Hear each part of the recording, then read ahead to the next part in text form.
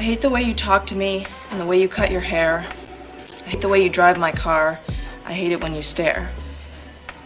I hate your big dumb combat boots and the way you read my mind. I hate you so much it makes me sick. It even makes me rhyme. I hate it. I hate the way you're always right. I hate it when you lie. I hate it when you make me laugh. I hate it when you're not around and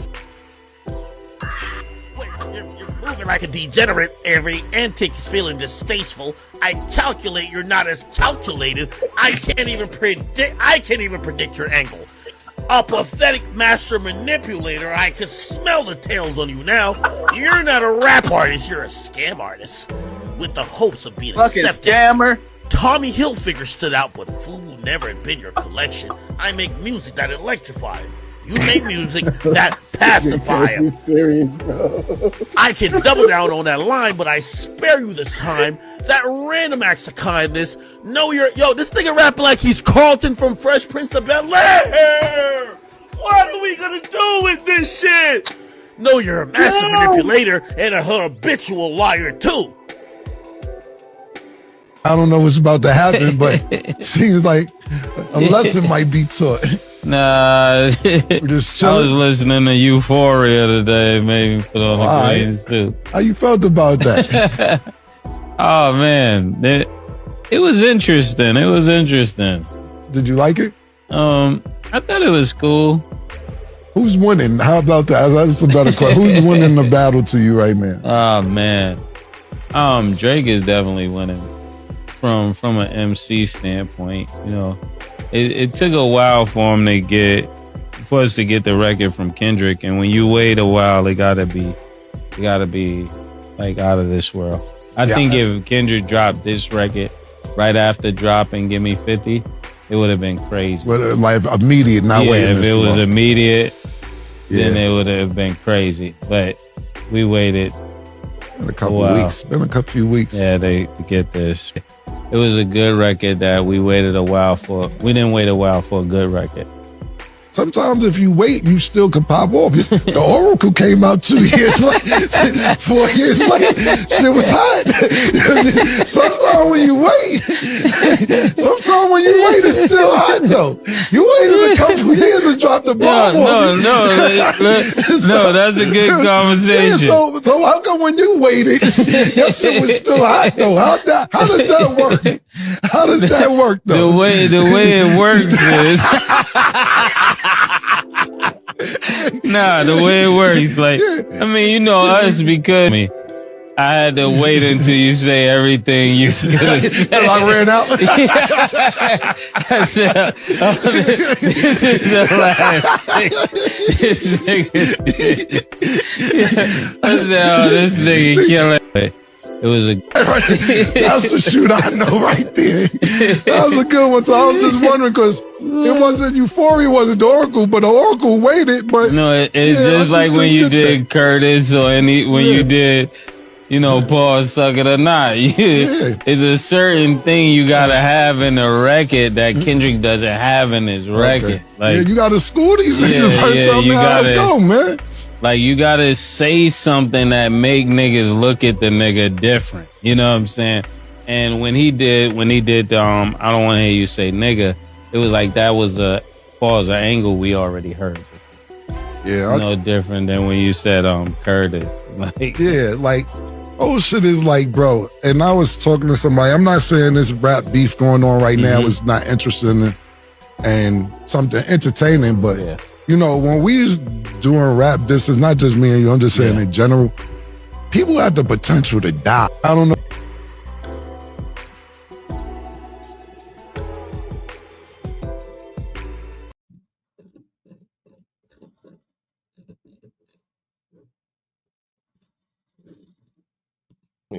Take myself off of mute. What up, everybody? Thumbs up in the chat. Welcome to Mic Check on a Wednesday, man. We got Ron here today. Also going to have Mickey Factz joining us. I gave my takes on Kendrick's Euphoria record yesterday. And today we're going to kind of, like I said, dissect this record a little bit more and dissect this whole back and forth a little bit more and get everybody else's input a little bit more as well this time around. So join in. This is going to be fun. And I spoke briefly yesterday on Ron's reactions to the record. And for the people who watch the show, I know he's not that big of a Kendrick Lamar fan, but you really, really love this record. Now, I also want to kind of react to some of these reactions because I do think that Mace, Cam, we played Gilly yesterday before the show, and we already know Academics is a Drake fan, but just some of the people out there, their reactions and what they're thinking, because again, this is a very interesting battle. What's good, everybody in there? How you doing, Ron? What's good, bro? What is good? What is good? What is good? I was not on the show yesterday. I'm dealing with some family things, but Mike, I think you did tell them kind of a little bit where I was coming from, and I had some time to reflect on the record. I had some time to think about it. I had some time to really sit with the record. And as you know, since I've been on this pod, I've not been the best advocate for K-Dot, for Kendrick Lamar and his music. But after digesting Euphoria over the last 24 hours, 36 hours, I got to say I like the record. I got to say that the record was good. It's borderline. I'm not saying it's a great record, but it's great for what Kendrick did. It was very creative. The 3 beat changes, the way he attacked the record from a melodic standpoint in the beginning. I'm still not a big fan of the vocal switches and the intonation and the voice, but I got to keep it a buck. Like I told you yesterday, Mike, I didn't think his record on his verse on Like That was like that, but this record was like that. And it had some lethal bars in it. He got a little personal with it. He got a little, he came outside with it, man. So hats off to Kendrick. I had a nice opening montage to do this morning to kind of take outtakes and what I've said over the past month or so. And yeah, I mean, it is what it is, man. I got to keep it a buck. I know people in the comments are saying I wasn't going to keep it a bean. I wasn't going to keep it real, but I got to keep it real, man. K-Dot's, is there. And I do see the criticisms though, Mike. I see, because I talk to different walks of life, right? I talk to my people that's, heavy into K-Dot. I talk to folks in that other stuff, that more Prodigy fans, more Raekwon fans, more Wu-Tang fans that really don't feel what K-Dot does. That sector saying, he really ain't do it like, the normal diss records. They still, but for what Kendrick does, he came with it. I appreciate the record. I listened to it about 15 to 20 times, just dissecting what he's saying. And I like it. You know what I'm saying? We waited a while, we waited a few weeks. And, he did what he did. And it's a quintessential Kendrick Lamar record done the way he did it. So I got to give it up. I give it up. Over to you, Mike. I give it up. Okay, well, again, like I said, we're going to have Mickey Factz come on in a few.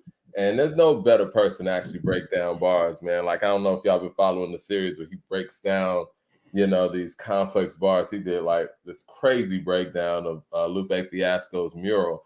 And not to mention he's in the battle scene and he's written battle raps himself. He went against Royce, destroyed him and all that stuff. So I'm looking forward to hearing what he has to say about this record. But to piggyback off of what Mace had to say, a diss record in, many people's eyes, and I think they're speaking from a perspective of a certain era, it's got to make you look at the nigga different, right? And I don't think that Kendrick accomplished that part in this record where it's like he said anything that made us feel differently about the artist that said something about him in the record before, right?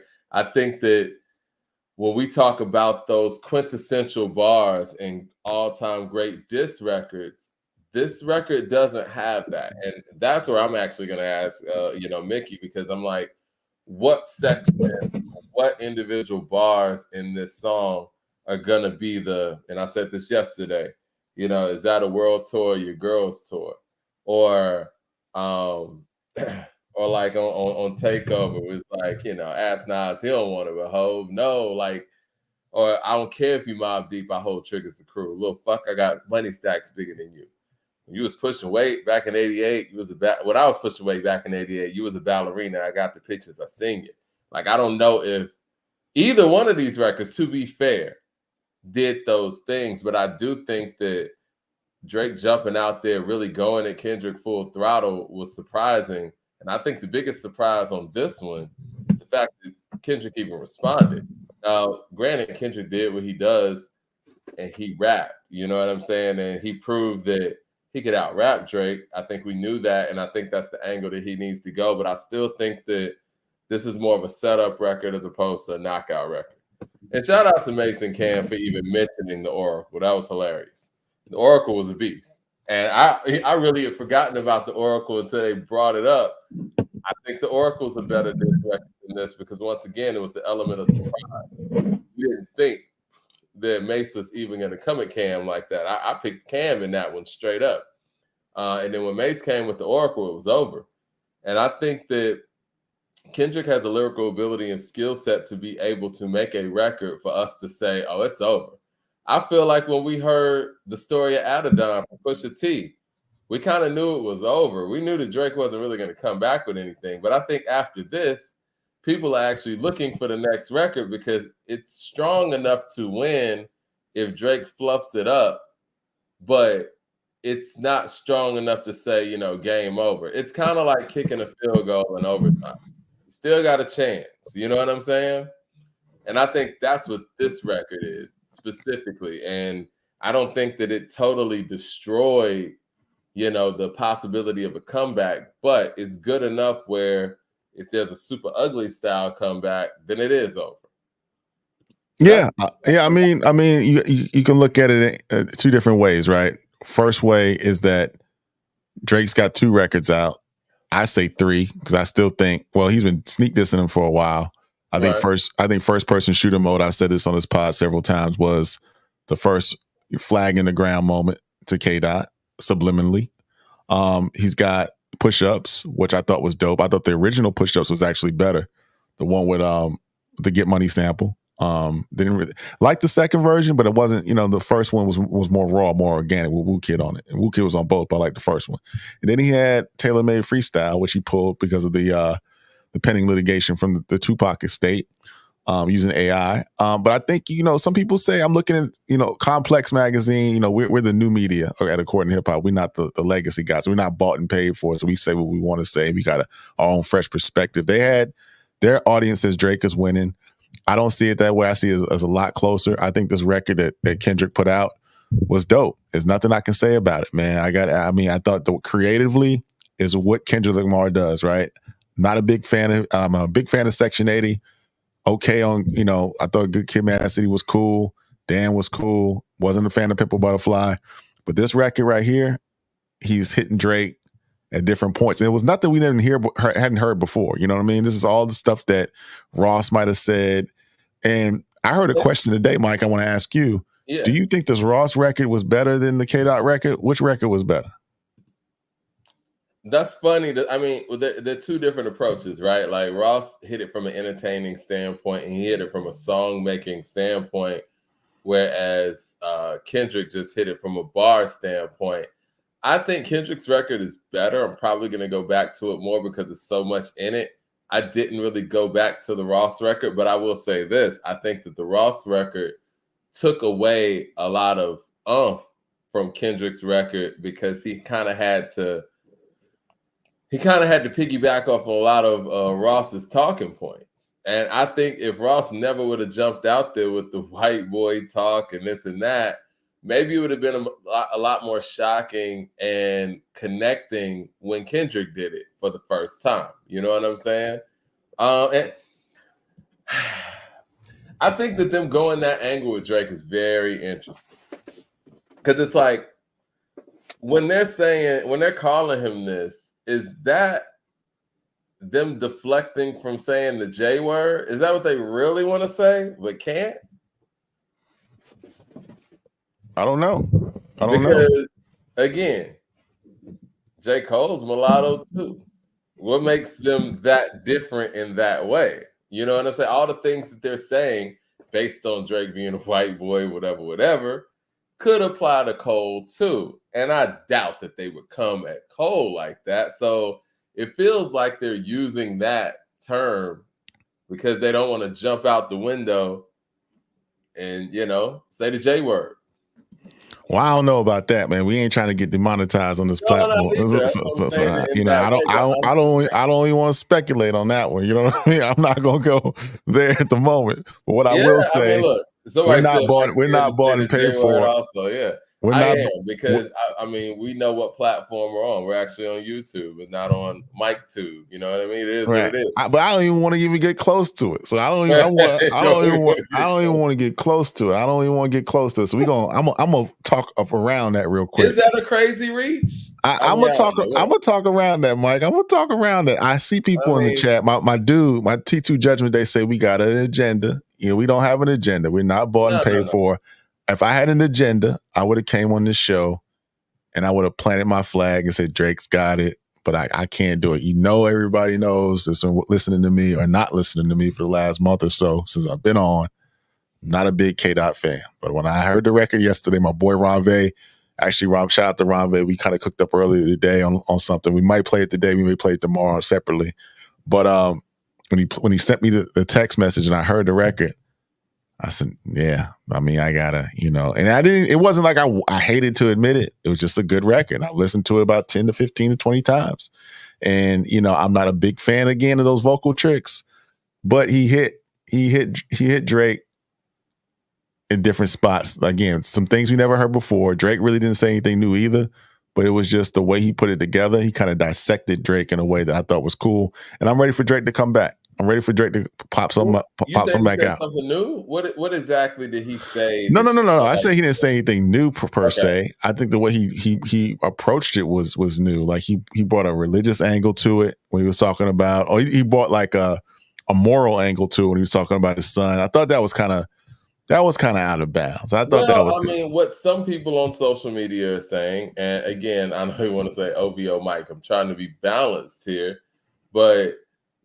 And I do think Kendrick's up right now. I think this record's strong enough to say that he's up right now. But, you know, I think it's beatable. But, I mean, you know, want to talk about the moral aspect. I mean, anybody who listened to Mr. Morale knows some of the shortcomings that Kendrick's had morally as well and exposed it on that album. And those things are things that he actually said and, you know, I guess could be verified or whatnot. And somebody on the show yesterday said, "Look, you can't talk this FUBU stuff when you are a brand ambassador for Chanel." So, as much as I like Kendrick and I think he makes great music, incredible talent, it could easily be brought to the fold that he's a hypocrite as well. It's not a holier than thou individual, a man walking around with a crown of thorns, which he has done. You know what I'm saying? Like if we want to really take it there. And I'm not trying, you know, y'all want to call me OVO Mike. I'm not writing for Drake behind the scenes. I'm not trying to give anybody any ideas, but these are the things that are out there on the table as well. And really, you know, the plastic surgery thing, like I said, I thought that was an interesting take, and I think that should be explored more. But I don't think them taking this white boy route is the best. But I think that's more of a personal thing because they know him personally.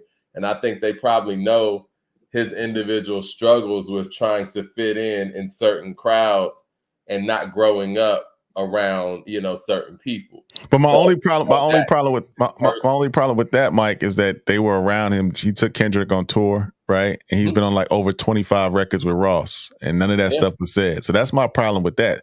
Was he that what you say he was when he was cooking up with him with Khaled, when he was making all those joints with him?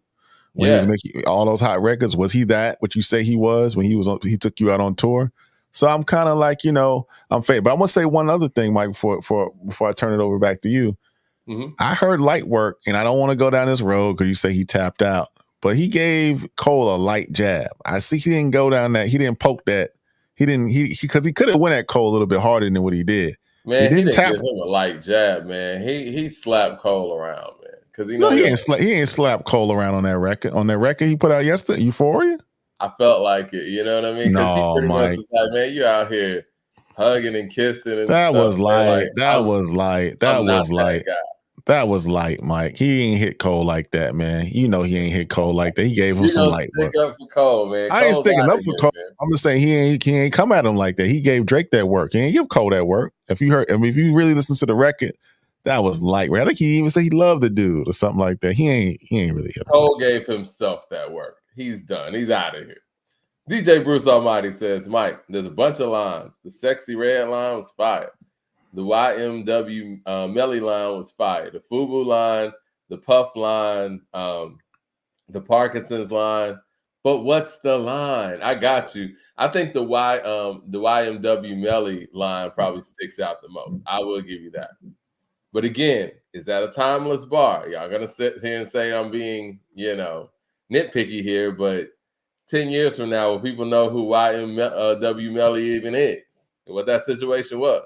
Mad Max to the super chat says, Dot's wife is biracial on her mama. I mean, give me a break. Where's Umar? Come get this snow bunny bed hopper.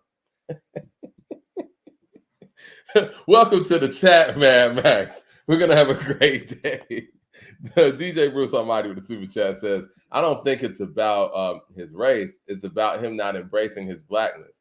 Ross, Pusha, and Ken all days he's ashamed to be black differently. All says that he's ashamed to be black or being black differently. Y'all think Drake's ashamed of being black? Like I said, I think the strongest thing that happened in the diss records against Drake was when Pusha T found that blackface photo with the jazz hands. Like, when I saw that, first of all, when I saw that as the single cover for the story of Adidon, I thought it was Photoshop. And when I found out that it was real, my first thought was, how did Meek not find this, Meek Mill? And then my second thought was like, man, this is over. I thought, when I saw the fact that the jazz hands and blackface thing was real, I was like, yo, man, Meek didn't even try. He didn't even try. Meek had the first crack at this. Anybody who feels like this Drake thing has gotten out of proportion and he's gotten blown up to this level, you can blame Meek Mill for this, because Meek could have stopped all of this before it stopped. And right. Yeah, it is what it is, man. But now I think that he's in a position, he wanted this. Drake wanted a response from Kendrick. He's been begging for the response, and I think y'all are gonna sit here and say I'm OVO Mike, because I'm not a big Drake fan like that, but I do respect his ability to play chess and see things ahead. I think he knew Kendrick was gonna respond in a wordy, brainy type of way. I think he knew that, and I think that he also knew that his audience, or the people who support him, or the people who are on the fence, wouldn't even feel this like that. Now, granted, it is interesting that the mainstream publications and a lot of our, I guess, hip hop legends who are in media now and journalism now, that they're leaning more towards Drake. It makes it feel like there is some sort of, I don't want to say payola, but some sort of bias there. But I think it's the connectivity thing. When people hear a diss record, they're waiting on you to, hit it from the jump, man. Like, they're ready for you to get to it right away. I felt like he got going maybe like 2 minutes in on the record, and I would have liked to have heard that sooner, because I do think with diss records, it's not one of those things that build, and it made me think a lot of Kendrick Lamar songs actually build. That's how he actually makes records. He's a great storyteller. I think he's the best storyteller of his era. And people who are storytellers and they write in that way, they write for things to build. And I think he wrote this record to build, and this record's got to hit you right away. Well, he just did it in a different way, Mike. And I think that's okay. I think it's okay. I think we were expecting him to go, but he did it the way Kendrick Lamar builds records and approaches records. So again, it's hard for me to say this. One great thing I will say is he didn't step out of character. And one thing that Esquire said on this show that really stuck with me: as soon as you step out of character, you lose. He made the record that Kendrick would make, and I will give him that. Yeah, I mean, it pains. It don't really pain for me to say it. A dope record is a dope record. That's why I'm not really getting all this white boy stuff and all this other stuff. Just make a dope record. That don't move me. You know what I'm saying? Those lines don't move me. But the rest of the bars I thought was dope. The way you approached the record was dope. And today I got to take my hat off to him. I wasn't actually going to take my glasses off today, look directly in the camera and say shout out to K-Dot, but I'm not going to do that. You got to wait till it's over. Yeah, the record wasn't like that. Mr. Peabody with the super chat says, if you know that photo exists, how can you question K-Dot's angle?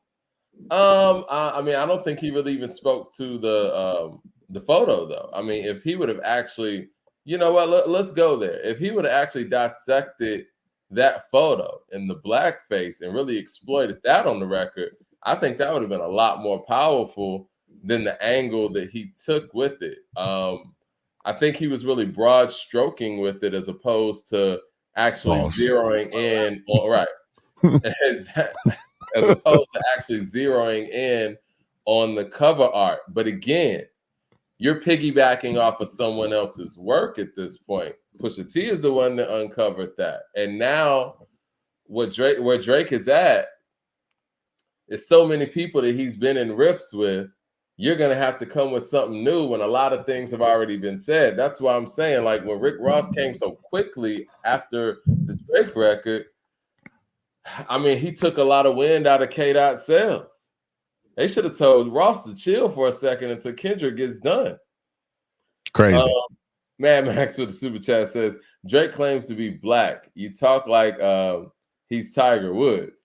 Drake comes off as a Steve Urkel mixed kid that wants to be accepted by his dad's side of the family. He's just a nerd. And being a nerd is okay. Blue Collar Hustle with the super chat says, in all fairness, K-Dot hasn't mingled with Drake since that tour in 2013.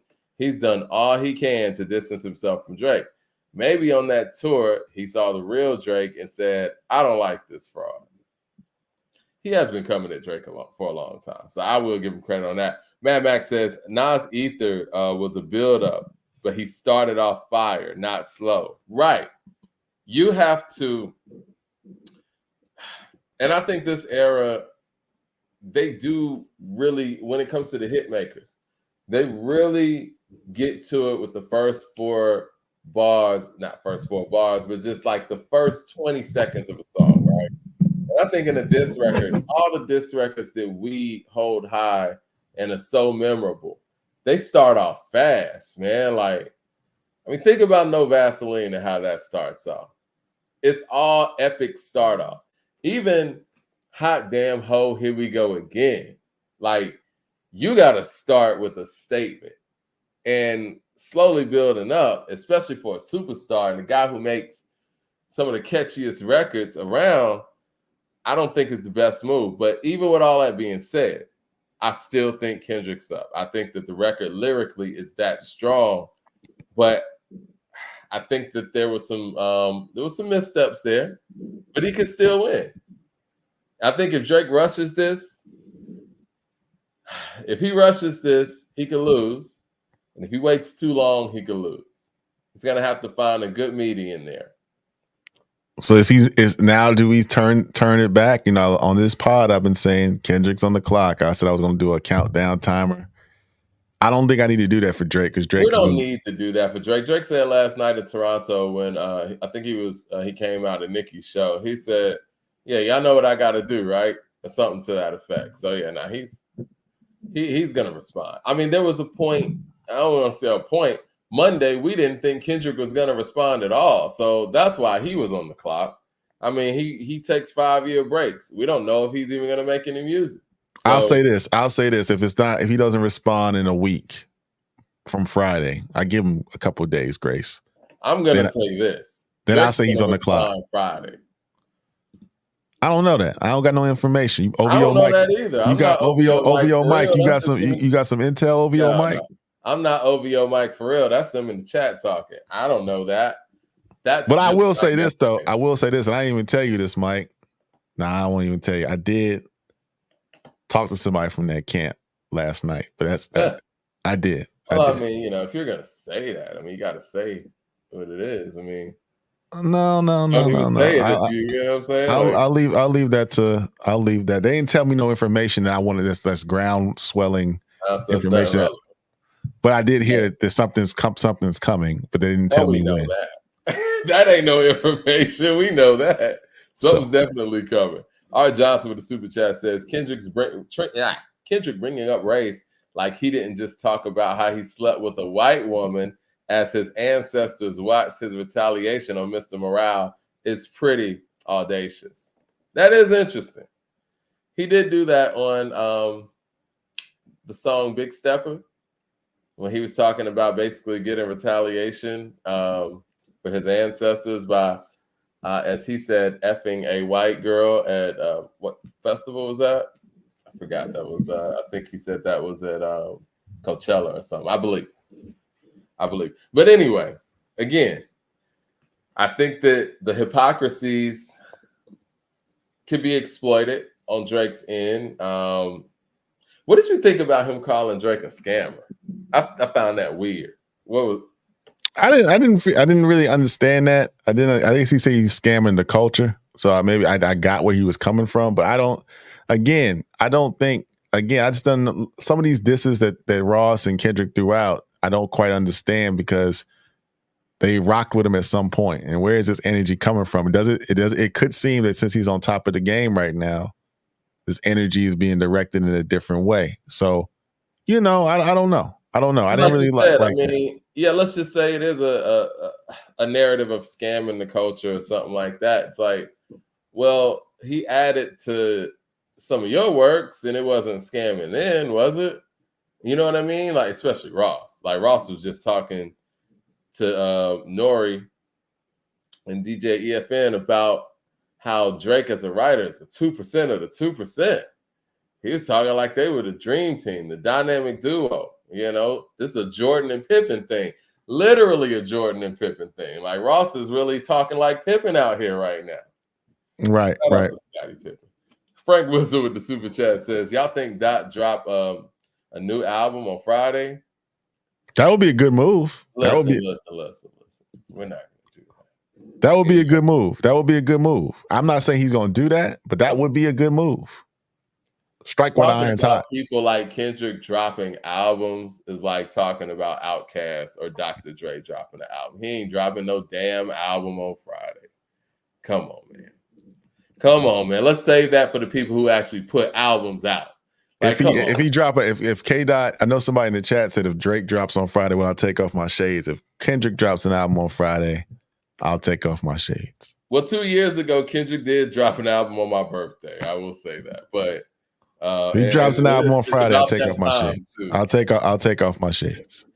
I'll put it this way: I am 99.8% sure that Kendrick ain't dropping no album this year. Really, we're gonna talk about the clock, man. Jermaine Cole is still on the clock for this album because he had the most anticipated album of 2024 until he went out there and got on stage and apologized for nothing. So you're still on the clock for the album, even though you're out of this. Don't touch that dial, Mike. Whatever. Jermaine Johnson with the super chat, $20 super chat, showing love. He said it's about being light-skinned. It's about being Drake.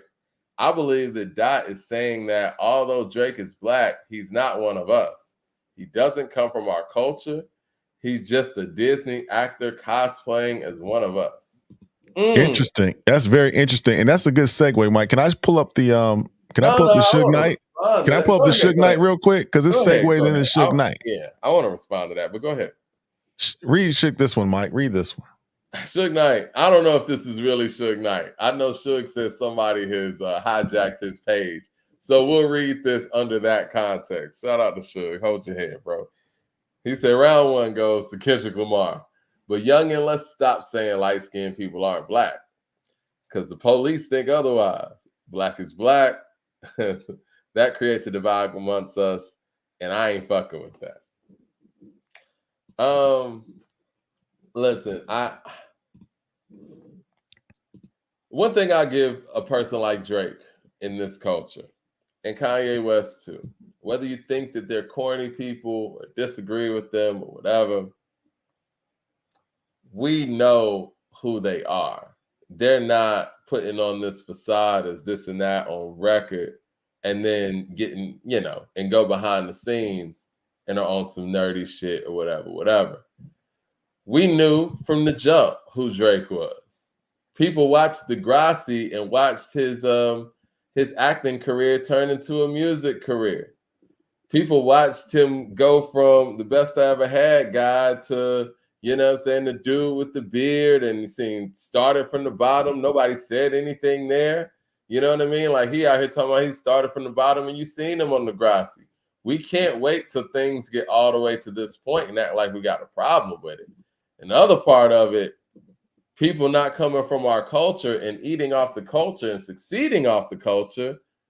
Kendrick, man, you got Eminem in your backyard. I'm just saying, man, like there could be things said about that as well. So I don't know how fair of an assessment that is if you're not looking all the way around. Why? Has anybody other than Game articulated that sentiment that Ross has started toward Eminem? Nobody's ever done that. No one. And you know what? And when Game jumped out there and said the things that he said and were the really legitimate points, nobody backed him, Kendrick included. And Game has done a lot for Kendrick's career, but we understand why Kendrick can't. But that's why it's even more confusing for me that Kendrick jumps out here and takes this angle, this cultural angle from somebody that, me personally, I feel like if you want to talk about Drake and Eminem, Drake has given back musically to hip-hop culture way more than M has. Jumping on, you know, new talents, music, whether it was to soak up that energy or not, he got people like Block Boy JB a big record that they wouldn't have otherwise. Even the Migos, I give him credit on that, even though the Migos were bubbling here, but crossover success happened when Drake jumped on Versace. It is what it is. He's done this time and time again. So even if you feel like to a certain degree he has taken from the culture, I think he's given an even exchange. This is exactly why Ross continues to work with him, because he knows that he can get a base. He's like what Jay did with Eminem to the max. It's like when he had Eminem on Renegade to actually bring Eminem's audience into his world and get the blueprint, right? But Drake does that damn near for every act that he works with. So I feel like, you know, if you want to say that he's quote unquote robbing the culture, do we not say that he's given back that same amount, if not more? And not to mention the fact that he comes from Wayne. And since Kendrick also highlighted on that record that you signed to a nigga that signed to another nigga, this and that, which originally came from Pusha T, well, he's actually made Wayne rich, right? Birdman rich, right? How much of a vulture is that? I don't know. Blue Collar Hustle with the super chat says, what is this Michael Jackson at the 84 Grammys? What is this Michael Jackson at the 84 Grammys? Why are we asking a grown man to take his shades off? Whose man is this? Hey, man. Shout out, man. Shout out. I like the Michael Jackson reference. Yeah, for the people who don't know, yeah, Michael told the people in the audience, man, if he win one more Grammy, then he'll take his shades off. And they did it for a second while he had LaToya and I want to say Janet was on stage too. Hey, yeah, shout out real quick about the glasses thing. I saw last week they had the draft. They did a story that like 10 draft picks had glasses on. People were upset. So I think I started a trend. Oh, please. I started a trend, B. They watch A2HH, you know what I mean? well, people, Jermaine Johnson says, but M don't use the N-word. I think I heard a record he did. One they say he had a record one time to use it. I'm not sure, allegedly. I'm not sure if that was the case or not, but they said it was an underground record where he was disparaging women of color and also using some derogatory terms. But I don't know. I never heard the record, so I can't speak on it. But that's what they said. Urban legend. Sally Goss with the super chat says, next month, new albums from Lupe and next No Worries. Dope. Looking for it. Speaking of Lupe, is Mickey still coming in here? Text him. I just hit him. I just hit him. Let me text him again. Real quick so we can get that. Because I want to hear his perspective on some of the bar work on here too.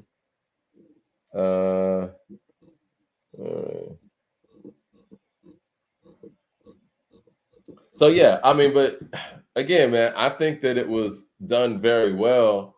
And I don't really know what I expected, from Kendrick other than, bars, but this is something that could be responded to, and maybe, Kendrick's saving everything for the next slam, Let's see, hold on. What's the phone? Yeah, people in the chat saying I was correct, that M definitely did use it. I hadn't heard it, so I'm not going to get on here and say that I heard it, but I've heard that he had said it, but I didn't hear the actual record. But people are confirming in the chat that did happen. I've heard that too. And again, let's just be honest, guys. Like, I'm sure behind the scenes when he's quoting raps and stuff like that, like when he's with his peer group, I doubt that he's quoting something from an all-time great rap song that he just blanks it out. I mean, obviously he can't say it or do it publicly, but when it comes to Drake saying it, if somebody had a problem with it, and I've said this on this show before, say something about it. I'll tell you guys right now, man, I don't love Fat Joe saying it in the way that he does. And the fact that certain people have come to him and said that it was a problem for them, and he's constantly defended it. Now, I get it that, it wasn't a problem on your block or whatever, but now you're speaking to the world. And if somebody on the other side of the world who's Black or Black American or whatever feels a way about you saying that term, then if you love Black people in that way, you should respect that. If there was a term that I was using around, the Asian population, and somebody, or only take one, come to me telling me how uncomfortable they were with me saying that publicly on a song or whatever, I'd be like, you know what? My bad. I'm not going to say it. But nobody's ever told that to Joe. Come on, Mike. Nobody's ever told that in Joe. And in New York, have said that to Joe. That's why he's had to constantly defend that publicly. Who? They Joe, have. His rap peers have said that to Joe. None of your rap peers are going to say it, but the public, it doesn't have to be. I've never heard a groundswell of public people saying that Joe shouldn't use that. I've never, and I'm not an advocate. I'm not going to sit here on the platform and say be a protector of the word, because I really don't. I'm not into all that. That's another conversation for another day. I am. But I'm not going to die on the hill for that word, right? Well, I'll say this. I think when it pertains to a certain group of people, and that group of people use it amongst themselves, then you have to be a protector of that. Just like how the LGBTQ community is a protector of the F word. No, I think the media I think the media try to use that word to cause division amongst certain people in our culture, right? And say people of color. There was never an issue. There was never an issue with Big Pun saying it. There was never an issue with nobody. We got mutual friends in New York, some Dominican cats, some Puerto Rican cats that use the term. I'm not going to go to the Bronx. I'm not going to go to Harlem, Spanish Harlem, and tell them they can't use that word. That never happened. I've been hearing that word being used. I've been hearing that word being used by those cats that I got my hair cut 125th Street in the Bronx. In Harlem, 125th Street in Harlem, also in the Bronx, for decades, man. Yeah, I know exactly what you're talking about. Nobody. And did we go in there? Did we go in there when he was getting our hair cut? Did you check them for saying the word? Because I heard it when I was in there. Did you do that? I wasn't even listening for it like that. But this is what I'm gonna say. Okay. They weren't on records that were actually broadcasted to the world. And if people in other places have a problem with you saying that on your record that's being broadcasted to the world and not in private settings, all you have to do is respect that, as opposed to just dang, Mickey said he can't do it. Hold on 1 second. I disagree. Like I said, I'm not gonna beat my chest about the word, but I never had a problem with certain communities using it, and people in New York that I know never had a problem with it either. I never heard. Let me finish my thought though, because it's different when you're talking about in private settings and people at a barbershop, whatever. Because there's a lot of things that people say at their dinner table and in the barbershop that they wouldn't get on record and say. You know what I'm saying? And those are personal relationships, interpersonal relationships. All it takes is for somebody to come at you and tell you that, like, look, on that record, I ain't really feeling the way you came at it like that. And all you can do is respect that. Don't fight that. I think my biggest problem with Joe ain't even really the fact that he's saying it. It's his reaction when he's asked about it. You know what I'm saying? It's very like entitled in a sense where it's like, who are you to tell me I can't say nigga? Like, whoa, whoa, whoa. And I think those type of things get to a point where they get out of control, in my personal opinion, because when he got called out for the COVID thing, he said on the record around 2020, he apologized to the Asian community right away. He did. Nah, Mike, we're gonna have to have another deeper discussion. Get some scholars on here, some literary. I don't give a damn about no scholars. It's about Mike. respect. I'm saying, I'm telling you, Mike, you ain't have no problem. You didn't have a problem with that when we was in 125th Street into Dominican barbershop. We got I was a lot younger, but you ain't say nothing about it. No, I was a lot younger and I was a lot more inexperienced in those type of topics. But then I start seeing how the balance isn't the same with us and others. It's just not. So when we pull up to New York, when we go to New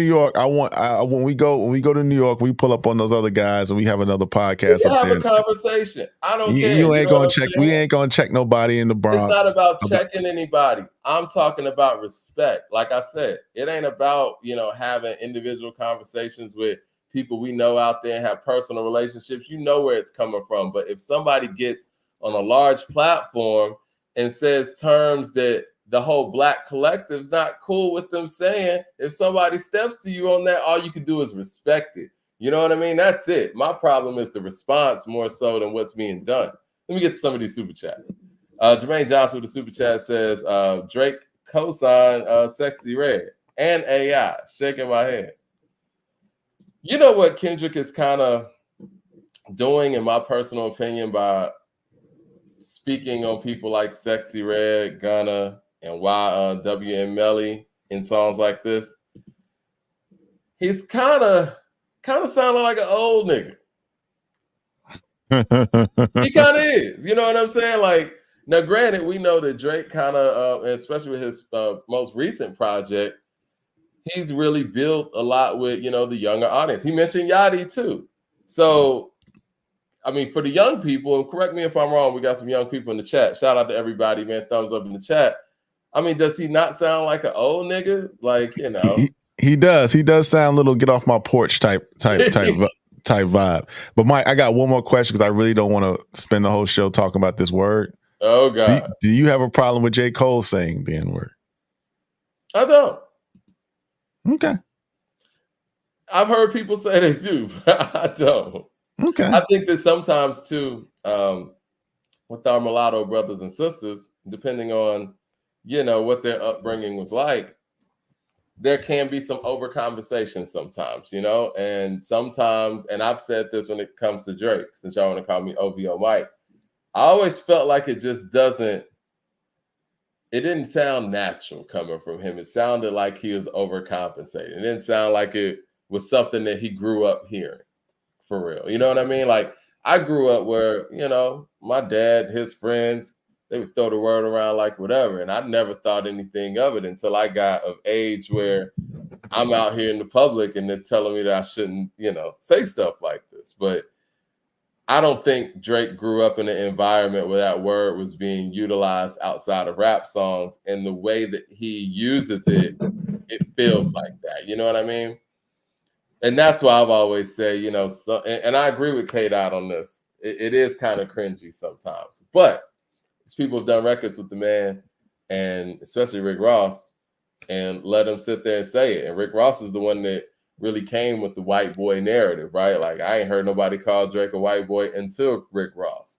And you let this white boy get on records and say the N-word all the time. Well, I feel you, Mike, and I got love for Ross, man. I know folks that know they go hard with Ross, man. I love Ross too. I'm just calling the spade. But selling dope on the iPhone, putting Molly in a champagne, you ain't even know it. Those records, those lyrics a little bit more troubling than others, but that's what all I'm saying. Let's just call it. Rosenberg says it. Who said? I gotta send some evidence of that. Let's keep it a buck, man. Y'all trying to throw Rosenberg under the bus. Let's keep it a buck, man. You know what I'm saying? So I'm not going down the hill for that word. We'll have another conversation another day, but I'm not with you, Mike, on that. You're not with me on that, huh? Okay. I can't ride. I ride with you. I ride with you 6 days of Sunday, man. But I can't. You know what I'm with? I'm with respect.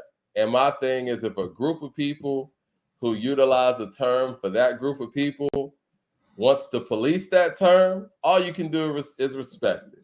What has happened with that term in Black folks is we have just went out there and been more culturally impactful than a lot of people, and rap music has taken it to that point.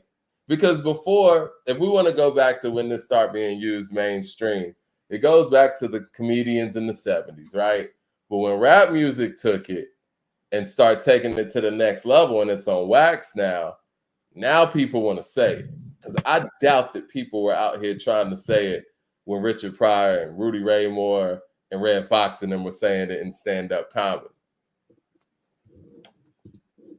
Mad Max of the Super Chat says, as a dark-skinned man, look through history. The light-skinned brothers been down in a way that dark-skinned people haven't. Malcolm X, Huey P. Newton, all like the dark-skinned cats we have after Nat Turner, a pussified, like a pacifist, like Dr. King. Pacifist like Dr. King. I wouldn't say Dr. King's pacifist. I think that is a rewriting of Dr. King's history. So, you know, I'm a roll with my brown skinned brother, Dr. King. But you guys did have Nat Turner. What am I thinking about? Marcus Garvey, of course. Marcus Garvey was a writer. Now you go show a picture of J. Cole and Drake. Hey, listen, man. We all are writers based on our experiences, but I don't really have a problem with those individuals saying it, but I can understand someone feeling like it's a little less natural for others. But again, all the Drake stuff just seems extremely personal. And speaking of light skin, we got we gonna have church today. Let me know if cause division out here, man. What's going on, Leroy? How you doing, bro? Kendrick went back to Compton and he walked around the neighborhood. You know, he walked by the liquor store, walked by the trap. You know what I mean? Man, you know, hit a few corners. He was like, I can't let this dude talk to me any type of way. It's on. Kendrick responded, thank you, my brother. The West is in the building. Okay. So, I got to ask you, man, what's the environment or what's the climate like out there right now since Kendrick responded? You know, folks like, you know, I ain't really touched the street too much on the subject because it just happened. But, you know, people just happy he responded. Now, for those that I've heard all type of comments on the record, right?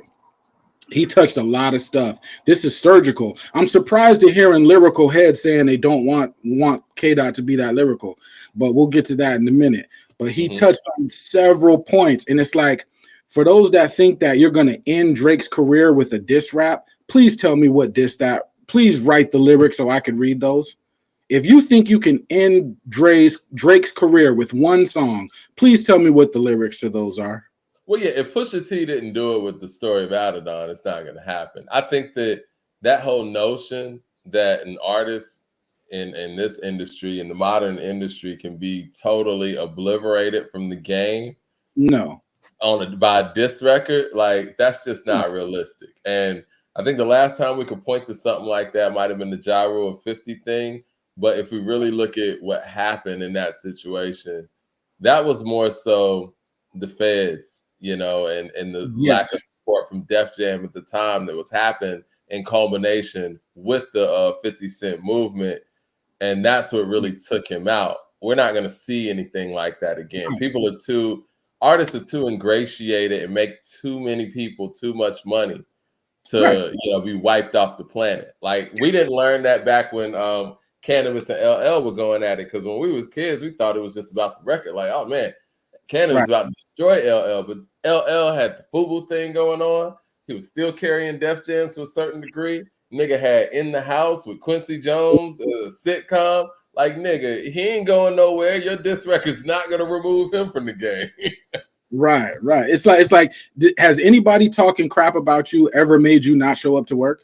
No, like you still showing up to work. I don't care what you say. Like, you know what I mean? So it's the same thing with rap. There are no lyrics that's gonna make Drake be like, oh, you know what? I heard this song today and it's so devastating. I'm retiring from rap. That's not gonna happen, folks.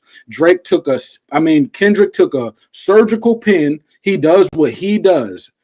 Kendrick's not trying to do what Drake does or do what you say, because a lot of y'all don't even rock with Kendrick. So he's doing what he does, and he got surgical. He put himself. I don't want to go back into the past with because people are expecting Big, Pac, Jada, Beans, Jay-Z, Nas. This ain't that. These people ain't gonna see each other and throw hands on Rosecrans, or that's not gonna happen.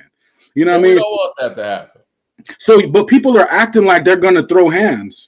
Like, that's not what this is. This is about skill. And he brought up the same type of things, like the culture versus commercialism, right? That's a factor. Hill Figure, FUBU. These are serious bars. Yes, they flew over your head like it's light. It don't mean nothing, right? But we're talking about the cultural influence. I'm not going to go into low-hanging fruit, meaning not Drake because his mother's white. I'm not going to go there with that. If for those that want to go there, I'm not going to go there with low-hanging fruit like, let me just say fuck you, or you use a bitch, or I'll slap you when I see you. All low-hanging fruit. I'm going to go into some lyrical stuff, and I'm going to start to break down Drake. All Kendrick has to do is continue breaking down Drake along cultural lines. Now, So Drake... this is a culture hold on. Yeah, so this is a culture vulture approach, right? Culture versus commerce. He pulled his G card. He talked about the classic album debate. Where's your classics? I believe he has them. He talked about blackness as it relates to culture. He talked about writers. He talked about America versus Canada. He talked about the responsibility of the throne. He talked about I make cultural music. You make vibes. Where else did he go? I mean, he's cooking. This man is cooking. So it's like, where y'all want to start? We could go with the culture. I agree with that. Hold on, let me get to these super chats, and I'm gonna let you continue to cook, man. Jermaine Johnson with the super chat says, when Joe says that he's black, a lot of us say that he's not black. But if he were to say that he's not black, a lot of us would say that he's a sellout. That's not embracing his African roots. No, Joe is a proud Puerto Rican, and that's fine. Yeah. I mean, like, where's the discrepancy there? I don't think Joe even... I mean, he said that he's black because he grew up around black people. I've heard him say that, but Joe's a Puerto Rican and proud of it. Like, yeah, he's nothing wrong with that. Blue Collar Hustle with the super chat says, "What the hell is Mad Max talking about? Garvey, Booker T. Washington, Gasper Yangi, Denmark VC, yes, Dessalines, Gabriel Moser, Jim Brown, Mad Max, please shut the hell up about things that you don't know. Education." And I love this show. That's why we do this. Well, go ahead. Continue on your diatribe, sir. So I just started, I brought up other things, but you almost stopped me when we talked about culture versus commercialism, right? Mm-hmm. And he's talking about the whole FUBU thing. Now, granted, Drake has cards he can play. Drake can say, hey, when I came into the game, people thought I was little brother's little brother. So I came in on some lyrical backpacker. So I can always go back to that and shut y'all. You remember when he hit Kendrick with that bar on the Games 100 song when he said, "I would have half of your fans if I was on some conscious shit." I mean, you're right. He's nice. If you want to go into the conscious bars, Drake is nice. Now the culture don't believe that. But when I was hearing Drake early on, comeback season, even a mixtape before that, I heard consciousness in what he was saying. I mean, what's the record that he got with Elzhi and Fonte that Ninth Wonder produced? Good things, all good things. Yeah. So he can rap with those guys. He can do that, man. But Kendrick is a problem, and Kendrick has the best shot at taking this challenge. All these other rappers, you don't have a shot at going at Drake. Come on. Kendrick does numbers too. On top of that, shot at Drake, man. Yeah. And it's not that you're not lyrically as nice or you can't do what you do, but what are you gonna say that's gonna knock Drake off his pedestal? It's not much you could say. Kendrick, he went the artistic route. Look, culture versus commercialism. He pulled his G card. Hey, I'm from Compton. I may have had to do some things to defend myself. That I don't know if you're familiar with where you from. You know what I mean? So he pulled his G card, the classic debate. Now, Drake could say, I got So Far Gone, I got Take Care. So he's good there. So there were some things, you know what I mean, that both people can do. And I like this battle, and I think it should remain in the realm of artistic battling. You know what I mean? Because people thinking that is something else to none of that. It's not. Kendrick ain't losing no sleep over Drake, and Drake ain't losing no sleep over Kendrick. This is just another day in the lab, folks. You just have to 777 the super chat says clarify that Drake doesn't have a hip hop classic. Now, I did want to get to that because I agree with you. Kendrick to me has the hands down undoubtable classics. It's not even debatable. Whereas Drake's classics are more so to the people who rock with Drake's music, right? I think that they both have classics, but in different ways. But it's back to what you said, that culture versus commercialism. And not to say that Kendrick's not a commercial artist, because he is. He's very commercially viable and commercially successful. But he makes music that we study more than vibe to. And yes, I think that he can say what he's saying as far as like, I got classics, you don't, because he's sticking to that argument. Like you said, you're making commercial shit, I'm making cultural shit. And I don't have a problem, whichever way the chat or the culture wants to go. If y'all want to go culture music, I'm with you. If you want to go commercial music, I'm with you. So I don't care which way y'all want to go, but pick a side and stand on it. Now, if you want to stand in the middle, that's a different conversation. But a lot of y'all, when it came to Jay and Nas, y'all picked a side, right? Jay was the bad guy because for his attachment to commercialism, and Nas was the good guy because apparently nobody knows him in the mainstream, right?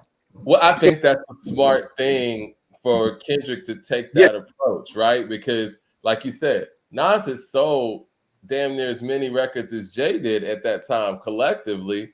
But the approach was, he's the commercial guy, I'm the core hip hop guy. And I think that the core hip hop person's always going to win. So for Kendrick to take that position is very smart.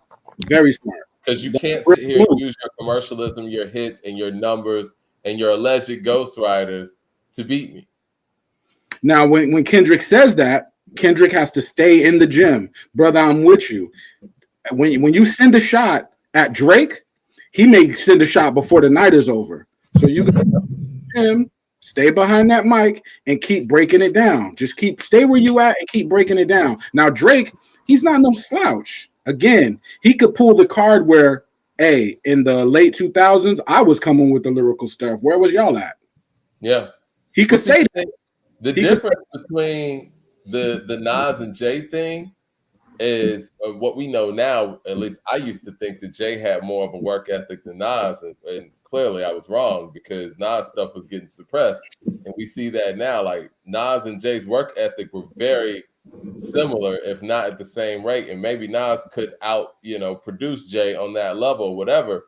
But we know that Drake's work ethic, as of right now, is higher than Kendrick's. I mean, it just is what it is. He's making more music. He's in the gym more. That's why I think vocally he sounds better on his record than Kendrick does, because you could tell Kendrick's not really in the gym like that. Like Drake and J. Cole are in the gym right now, and Kendrick's lyrical ability is always going to be there because he's a brilliant mind and he knows how to put things together. But vocally on the track, he doesn't sound as fluid as Drake does right now, and that's just gym stuff. You know what I'm saying? Drake is not an easy target. Well, regardless of gym stuff, I still think the record. I still think Kendrick was in his lane, and he presented a creative diss track, and he approached it the only way that he could really approach it. He didn't get out of character. Yeah. He stayed in his pocket, and he hit Drake at certain points that we heard these lines before, but he hit him in a way, he deconstructed Drake in a way that I thought was creative. But you're right. And I only bring up the gym stuff is because this is round 1 or 2.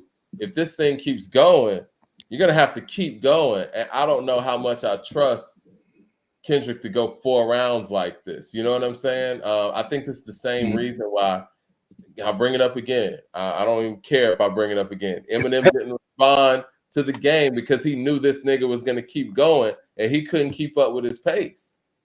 But let's Kendrick's smart enough to know that Drake's going to keep going. So I guess he's prepared to keep up with this pace. But that's the new way of battling. You keep on going. We from an era where you do one song and you call it a day. This ain't that era. This ain't that era. This song is you keep going and you keep going until your point is felt. If Kendrick stays right where he's at, though, that is a tall mountain for Drake to climb. You're talking about culture. You know, I never been to Canada, and shout out to Canada. I'm sure it's a beautiful place. I know there are beautiful people in Canada, and I know there are black people in Canada with a black culture. But when you talk about from here, we a little bit different over here. We a little bit aggressive. We a little bit more like hip hop is more closer to the vest. And Kendrick, if he could really stay in his zone and keep breaking it down. Whatever Drake does next, I suggest that Drake show a level of cultural connectivity, not trying too hard. You ain't got to prove to me you black. I don't care. But I don't think he even has to do that, Leroy. I think that's a losing game. He doesn't have to do that. Do that without trying. I mean, who's setting the stage here? Who's setting the chessboard? Who says he has to do that? Because it didn't make me look the record. What Kendrick said in his record, although I love the record, didn't make me look at Drake differently. I always thought he was a nerd. I always thought he was on some other stuff. I always thought he came from Degrassi. Nothing that Pusha said, nothing that K-Dot said makes me look at Drake different. He makes songs for the clubs. He makes songs for the girls. He can rap. They allegedly has ghostwriters. Allegedly, he has written for other people. And his work ethic has been shown. He's going to push. Some say it's been manufactured by Lucian. That's what Kanye said, right? That's what Ye said. But he's been working. He's been working. He's been the boy, as they say. Now Kendrick say he's looking for the man, but he's been the man for the past few years, and it is what it is. So nothing that K-Dot says making me look at he got to pull his black card out and show us how much of a brother he is. He don't have to do that. He needs to just do what he got to do, rap on a song, and to do that. Well, I don't know about black card per se, but it's a cultural card, right? Let people know that you belong in hip hop in that way. And I disagree with you. Pusha's story of Adidon did make me look at him different. The blackface picture was crazy. But even after that, Ross still made records with him after that, right? Yeah, he did. A lot of these guys still Metro made records with him after that. I agree. Future made records with him after that. Travis made records with him after that. So but none of that stuff that Pusha did change the story of Adidon and the cover of the blackface changed anybody cooking up with Drake. They didn't. Even Ross did still cook with him. So I think Drake needs to come with some records. Don't get out of character. He ain't got nothing to prove because nobody made him prove nothing to this day. He been in the game since 2008, 2009. And folks ain't so now in 2024, when you the king of the mountain, you know what I'm saying? Whether it's manufactured or not, now he got to prove something to people. Man, that's corny. I ain't with that. Just get on the record, rap, do what you got to do. If you're going to lose, take your L. But you ain't got to prove nothing to nobody, especially the cats that you helped on 20 to 25 records over the past decade. I ain't with that. I ain't with that, bro. If I talked to Drake and I was like, Drake, when we were supposed to do a song or something, right? And I said, well, Drake, do you know the history behind what you were doing with the blackface and all that? It's a good chance that he has a very limited education on exactly what that was. He's not from America. And even in America, a lot of people don't know what that was. So I let it go, man. People, if you do something in your early 20s now and that's something that's questionable and it's a decade later, I let it go, man. It's not that deep. Teenager. It's not that deep, man. You didn't know what you was doing. Am I hitting with the super chats real quick? Yeah. Let me get to the super chats. But I did want to piggyback on what you said with the Ross thing. Ross not only worked with him, Ross took off one of Pusha T's verses that was on his album that addressed Drake. He did that. And it was actually one of the strongest verses on Port of Miami too. Mad Max in the super chat says, you act like light skins the white man's helper. They're not. Stop. They've been light-skinned freedom fighters. Right. Of course, they were light-skinned freedom fighters. The light skins are in the street books. The light-skinned people were still treated as black people. So yeah. Okay. DJ Bruce Almighty with the super chat says, no, Mike, it's not because Joe grew up around black people. It's because Puerto Ricans have African ancestry. And he's explained that. Now, I agree with that. Now, obviously, there are Puerto Ricans that have Black ancestry, but, you know, people in Latin America and in the Caribbean, there are color casts within cultures. I mean, I hear it from, you know, Brazilian people all the time. Like, their dark-skinned family members get treated different than the light-skinned family members. So there are whiter Puerto Ricans and darker Puerto Ricans. And Black, I don't want to say darker Puerto Ricans, Black Puerto Ricans. It is what it is. Somebody said the dude with the glasses is ignorant. How am I ignorant, man? I would love for you to jump in and explain that to me, but we'll don't give the trolls any food. We'll save that for another day, man. We can debate one-on-one, and we'll see who comes out on top. But that's okay. Mad Max with the super chat says Muhammad Ali is fair skinned, and he stood up as much, if not more, than Jim Brown. I respect all of them people, but we do the divide color point too much is my point. We do the divide color point too much is my point.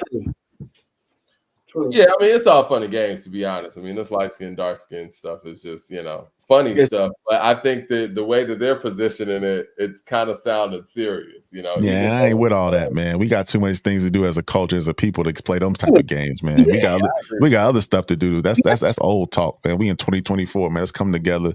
Let's talk about some real stuff. Let's talk about some AI and progressive, getting some money. Let's not talk about what our skin look like. That's lame. Man, Max says, but Colin Kaepernick can say it. When he was raised by white folks and mixed. I got footage of Drake with his pops in Memphis as a kid. Okay. All right. Shout out to Memphis. Your whole point was, let's get to what's going on right now, Ron, right? So the color thing, we could stay there, but that was funny. So moving forward, we laughed, right? Everybody laughed, so we're good. But what is really going on, like I said, with the cultural music that Kendrick makes and the commercialism of Drake, people are going to have to pick a side. Now, people are going to pick, I'm assuming in our circles, they're going to pick the Kendrick side because they're going to say that's the real hip hop, even though y'all not really rocking with the song like that. So if that's the case, right, what the problem now in the music industry is every level you go to, the artist is the one that gets paid the least. Everybody else is eating. Everybody else that are not from this culture are taking home the lion's share. So if you're gonna stand on the Kendrick side, cool. But what are you doing to affect that side that Drake is on? I'm not saying he's Kendrick, but that side needs to be dealt with. Because if we keep going down this path, it's going to be unsustainable to be rapping. And it's already kind of, so what are we doing? Let me know. Either way, I'm good.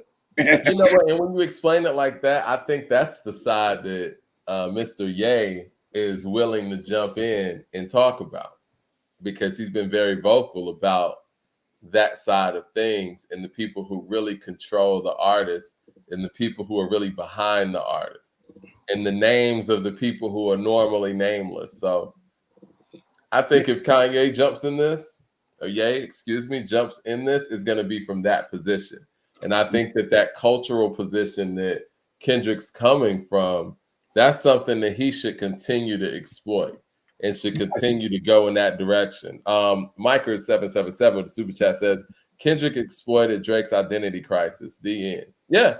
And I don't know if this is something we could do moving forward, or he can do moving forward, but he did it this time. And maybe, like you said, that culture versus commercialism should be something that he can continue on throughout this. Because what that does is it removes Drake's ability to talk numbers, right? He's already removed Drake's ability to use the N-word in the next record as well. Okay. He's removing things, and that's what you're supposed to do. I disagree with you. I disagree with you. I don't think Kendrick is the authority or the holder of the word that can remove it or take it away from anybody. Again, I like, for the people that just joined, I like the Kendrick record. I think Kendrick is up. But I don't think that record, he has the authority to do that, man. Because, like, again, it's 2024. Drake's been using that record for almost 15, 16, that word for 15, 16 years. Just because K-Dot cooked up some fire on Tuesday, it's not going to stop him from using it. He doesn't remove it. It's not about being the authority on anything. It's about utilizing what you have to take away the effectiveness when somebody uses something. So now if Drake uses that in the new record, it's gonna possibly have a negative effect on him. You know what I mean? Since he's already put it out there. Possibly. He can say whatever he wants. You know what I mean? He's not gonna, what are they gonna do? Beat him up for saying it? That's not gonna happen, but it's just gonna be less effective now if he says it. Yeah, that's true. That's true. But I mean, when it comes to our choice of words with Drake and Kendrick or whoever, Fat Joe, it is a responsibility that one has with the throne, right? Some people take their responsibility seriously. Some people could really care less. Kendrick. Mods, real quick. Mods, can you get this guy Dreamers Pro out of here? It's a spam, so spammy. On that too. Go ahead.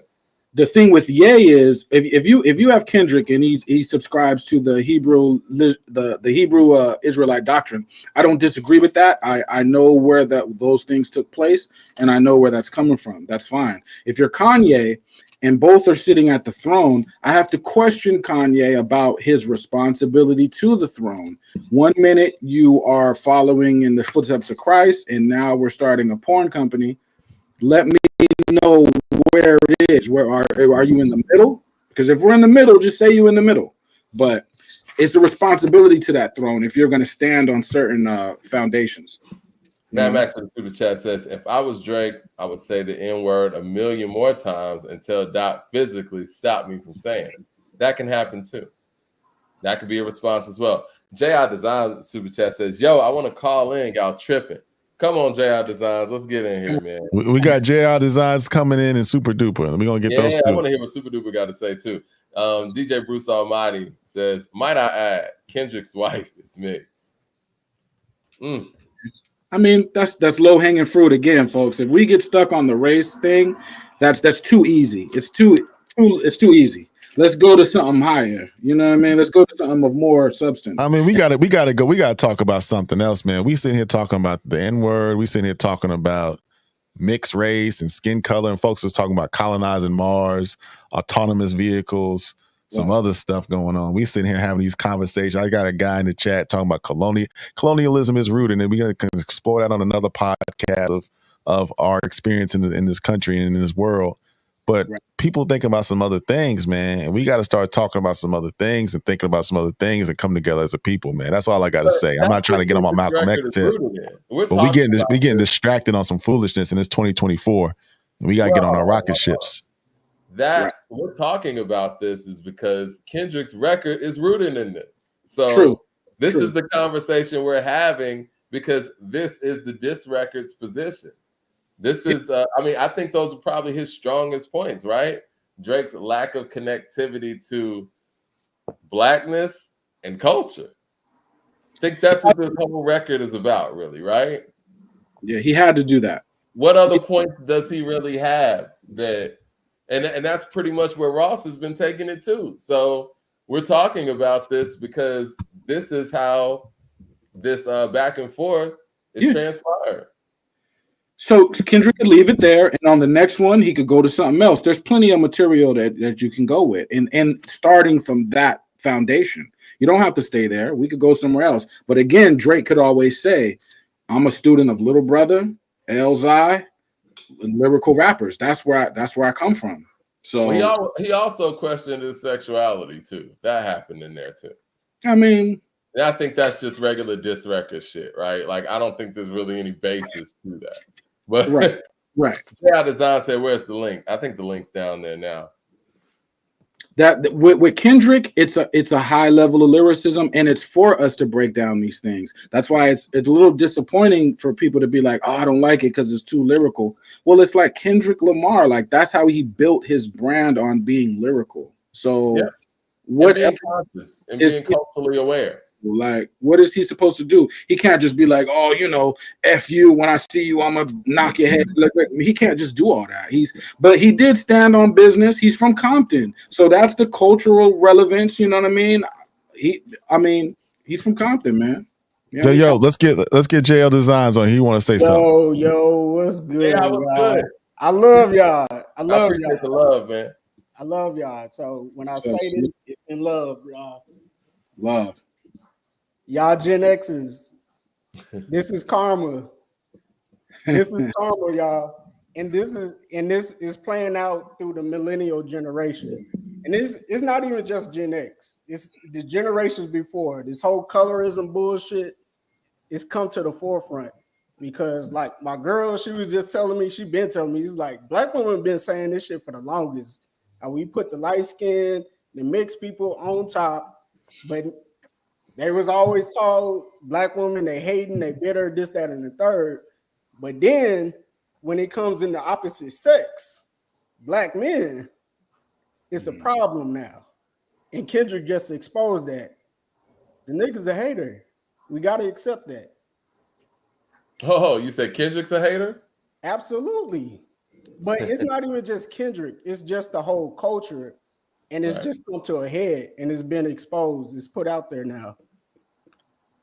So I gotta ask J.I., how old are you? Because you said, I'm 30. I'm 30. 30. Okay, cool. So who do you think is winning so far? Because these guys are of, you know what I'm saying, your formative years. To be honest, I mean, me personally, I got it 2-0 Drake, but in the consensus of the people, it's 1-1. That's how I got it scored right now. All right. That's what's up. That's what's up with JL Designs, man. We appreciate you coming on with your perspective, man. We appreciate it, brother. Yes, sir. Yes, sir. No doubt. Check us back next week. Yes, sir. LT, real quick. LT wanted to jump on real quick before we get super duper in here. Well, LT, what's good? What's up, bro? God bless your life. Big BSF up. Got this in between time tours right now to speak to y'all. How y'all doing? Good, man. How you doing, LT? Man, I'm out here growing right now, getting the plants together. I saw y'all on, had the support, of course, for a little minute, like Ron said. But salute, Leroy. What's up, y'all? Just getting it in. So I just want to say this, man. Like I said, clearly, Ron is right, about the colorism, about, we got bigger things to worry about. But the problem is, that's all Kendrick got on Drake. That's all it is to say. You see what I'm saying? It's nothing more. Like bars equal songwriting ability, consistency. I mean, what can you say? So that's all Kendrick got. That's all he has on Drake. No doubt. Well, LT, man, appreciate you as always coming through, bro. And we got Drake up. We got Drake up, man. Check with us next week, man. We're gonna have a more in-depth discussion, bro. We appreciate you. It's 1-1. No doubt. No doubt. 1. Super duper. What's good? What's really good, fellas? What's good? Oh man, what's good, man? How you doing, bro? They've been waiting to hear from you, bro. We were waiting for this. I'm surprised y'all saying this right now. And y'all know I said it from the beginning, from the last 2-3 podcasts. I'm not a Kendrick fan, but I ain't gonna lie, I love it. I like how. I mean, I'm not mad at him for not being able to say nothing new because Drake been out for a while. He living his life through TMZ, just like Kanye. But I mean, when you go at how he dissected him. It was almost like Professor Xavier, right? You know how Professor Xavier got his powers, right. and he can go in your brain and speak and talk to you. Right. He was talking so hard to Drake that he got to come with some fire. And I don't understand how people saying that it's 1-1 really right now. I mean, the AI verse got took down. I like the AI. I thought it was creative, but it really wasn't no disses. And then with the push-ups, I mean, it wasn't nothing spectacular that he really said in there. Like, it wasn't nothing that he said at Kendrick that would make me say that Drake won a round or not. I mean, right. I mean, it depends on how we counting this. Are we starting? Y'all was having this discussion earlier. Are we starting this from first-person shooter, or are we starting this from like that? Because if we starting this from like that, I'm saying Kendrick up 2-0. I'm starting from first person shooter. I've been saying first person shooter for the longest, super duper. I'm saying from first person shooter.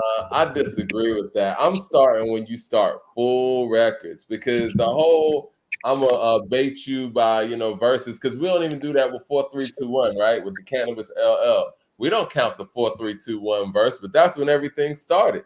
Really, when LL came at him on the last verse or whatever on 4 3 2 1. But we start this from second round knockout. I think when you jump out there and do a full diss record on somebody or addressing them in that record, that's when it starts. I'm going to start with push-ups and this. All right, so which song is better? I say this song is better than push-ups. I say this song is, I'll give it to this song too. I mean, especially when it comes down to the aspect. Did too much. he lyrically did too much for me to say otherwise. And I don't think Drake did enough on push-ups at Kendrick Lamar specifically for me to put it over Euphoria. Hey, let me break this down too on the culture vulture aspect of this, right? Mm-hmm. For one, like everybody know, Drake's an actor, right?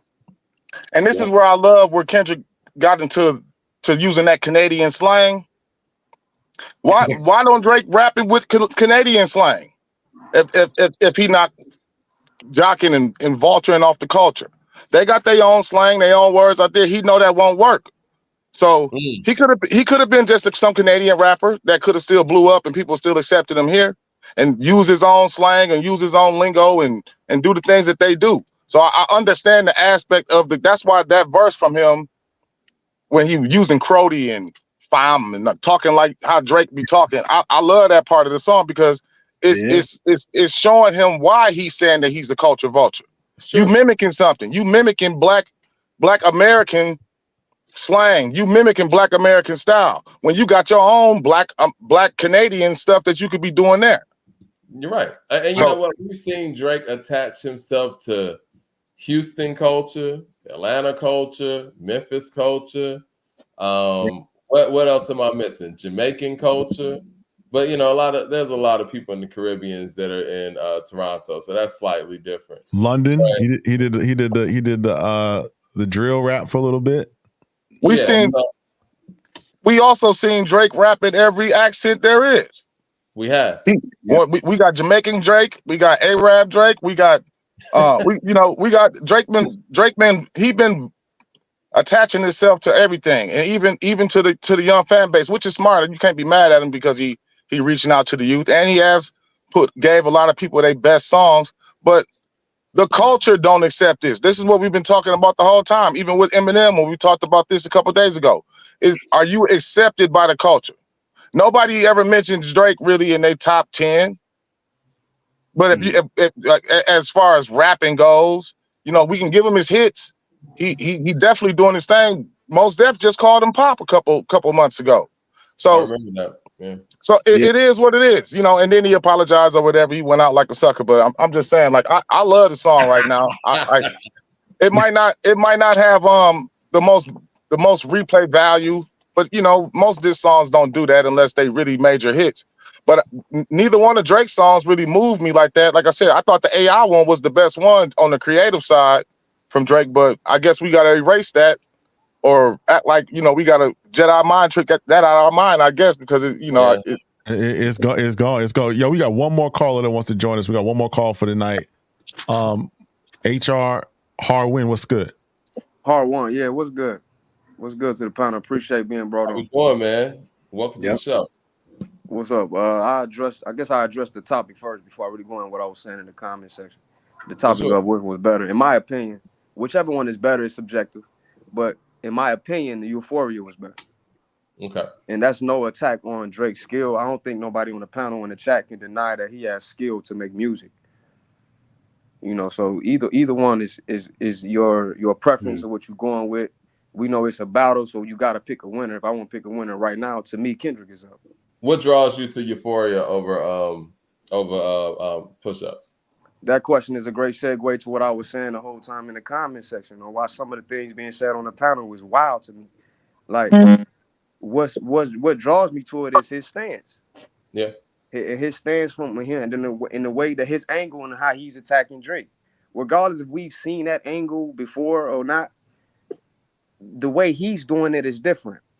And the attack on the identity aspect, that's a part of Black African culture, not just in American culture, but Black African culture in the Caribbean. Regardless if you identify with being Black or not, genetically these people are Black. So when you say, hey, is it okay? When you ask Mike a question like, hey, would you be okay with J. Cole saying nigga, but not Drake? What are we talking about? J. Cole openly identifies with mentally and culturally with being identified with Black issues. Right. I got you. I can respect he that. He openly does that. So I got you. That's like asking, is Bob Marley? That's like asking, is Bob Marley conscious compared to Bryant Gumbel, bro? That's two different things. Right. I got you. Bob Marley is mixed. That doesn't mean you're not African genetically. The Right. Puerto Ricans can say nigga because them are Africans genetically, regardless if they identify with it or not. The fact that they don't identify with it is credence to the lack of education or the miseducation of Africans in America and in the Caribbean islands. We calling these people Latino based on the language they speak, not them genetically. That's two different things. So yes, it is 2024, brother. But yeah, it's 2024, and we still having these discussions because it's still relevant in 2024. It is. And you know what? I That's love the that we're whole having record this is about discussion. that. So how can we ignore that like it ain't relevant? Let's talk about getting money. Cool, but we could talk about getting money if our culture wasn't being exploited. I shouldn't have to tell Dominicans that they black. I shouldn't have to tell Puerto Ricans they black. The fact that I even have to say that is credence to the relevance of it. Mm-hmm. No, I love that we're having this discussion, man, because I didn't think this quote unquote rap battle was going to turn this way. And a lot of people were talking about, oh, this is a way to, sell records, blah, blah, blah. But Kendrick just turned this into an educational and awareness moment. You know what I'm saying? And for us to even have this conversation and be able to get somewhere with it through this battle, I think is awesome. Yes. I don't think it got nothing to do with the fact that he light skinned, because J. Cole light skinned. Again, it got everything to do with culturally how he grew up, how you and his lack identify. of connectivity. Because that is a part of Black American culture. And Mike brought up a good point with the caste systems existing in the Caribbean islands. That black and light skin, that dark skin, light skin thing exists in Puerto Rico. That dark skin, light skin thing exists in the Dominicans. That dark skin, light skin things exist among the Haitians. Yet these are both sides are genetically African people. That whole concept come from colonialism, bro. So yes, I'm talking about colonialism, and it's relevant because it's still a problem. Growing up in the house, even some of our own family members would say, and within the 90s and the 2000s, in recent history, would say, "Oh, that's a baby maker right there," because the girl you brought over was light skinned with pretty eyes, quote unquote, colorful eyes. Yet she may still be African, but it ain't about the fact that she African or not. It's about the idea of how even the dark skinned Africans look at that. That comes from colonialism, bro. Yeah. That's why I said what you're saying is ignorant. That's not a matter of opinion. That's a cultural fact. It's not just skin either, though. It's also the clothes on your back. Like when he said he'll fit. Absolutely. All of that is colonialism. When you walk around with Chanel, Gucci, Versace, all of the Dolce and Gabbana, who are we repping? Absolutely. I see your point. Kendrick just talking about Drake? Is Kendrick just talking about Drake? Right. Well, it's being used through Drake because he's a prominent figure that's doing what I'm calling cooning. The choosing to be black when it's convenient, when he want to promote the black side of it, when it's some negative shit, when he want to play like he this fake gangster talking about this hood shit when he not from that. But yet when it comes time to stand up for black issues, I never hear Drake talk about none of that. I got you, bro. I got you, bro. Yo, I respect where you coming from. This is a deeper conversation. That's the conversation that Kendrick is having, though. I know. Like I said, when we started off the show, I said I respect the record. I saw how he was dissecting Drake. I said that earlier, but we're gonna get into that, bro. I want you to call in next week. We can kind of expand on this a little bit more. We got to get ready to run, but man, we appreciate you, Hard One. I respect where you coming from, bro. We'll dig deep on this next show, bro. We'll get to it, bro. I appreciate you. Appreciate it. Thanks for letting me on. No doubt, bro. Peace. Man. Anytime. Let me get to the stats real quick, guys, and I'm gonna let you go, Super. DJ Bruce Almighty says, just my opinion. I think y'all are wrong. Kendrick never talked his skin tone. It's not colorism. It's about the culture. That's why I mentioned his wife is mixed. Got you. I think we got a couple of more. Bruce Almighty says, thank you, Super Duper, the culture. Yeah, that's how behind we are in the super chats. We got a big little vest with hashtag King Kendrick. J.I. Designs with the super chat says, how is K-Dot up when his diss isn't even replayable? We love replaying Ether, Takeover, Hit 'em Up, No Vaseline. It's a different kind of diss record. This has caused a whole different discussion. J.I. Design says, K-Dot is fake pro-black, y'all. He loves biracial women, but not Drake. Pause. DJ Bruce Almighty says, Terrence Thornton, Pusha T, I'm Terrence Crawford. J.I. Design with another super chat says, K-Dot is showing how black men pick and choose when it's black, who's black when it's convenient.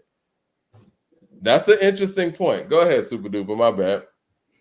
No, what I was gonna say is that he just threw me off with that. What I was gonna say is that when you look at how Drake when he sent that or he posted that text to his mom, right? So like Drake do have real true identity issues.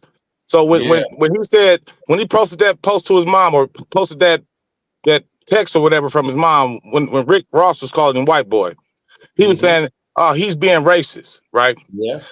Or even like when he wore the blackface. Only somebody that's culturally ignorant would even do something like that. You know what I'm saying? So I really believe that even through all his Nickelodeon years, he was raised thinking that he was really white. He never really identified as being black, really. And it's not a problem. Is there a possible notion though that being black and Canadian is different than being black and American? Exactly. That's the point that Kendrick is making. Yeah. That you mimicking a black American male. You mimicking that. You jumping onto something that we started. You using our slang when really you got your own thing going on over there. You know what I'm saying? You trying to make songs with some of the most respected and hardest hip hop artists there is out here to give you that stamp of approval, kind of like with Eminem and 50. You know what I'm saying? Like where you standing behind them to show so you can gain acceptance. And I love the angle that he went with it. You know what I'm saying? I really do. I really thought it was a smart, good. I like to hear the way that Kendrick was flowing on there. I don't know why everybody hating.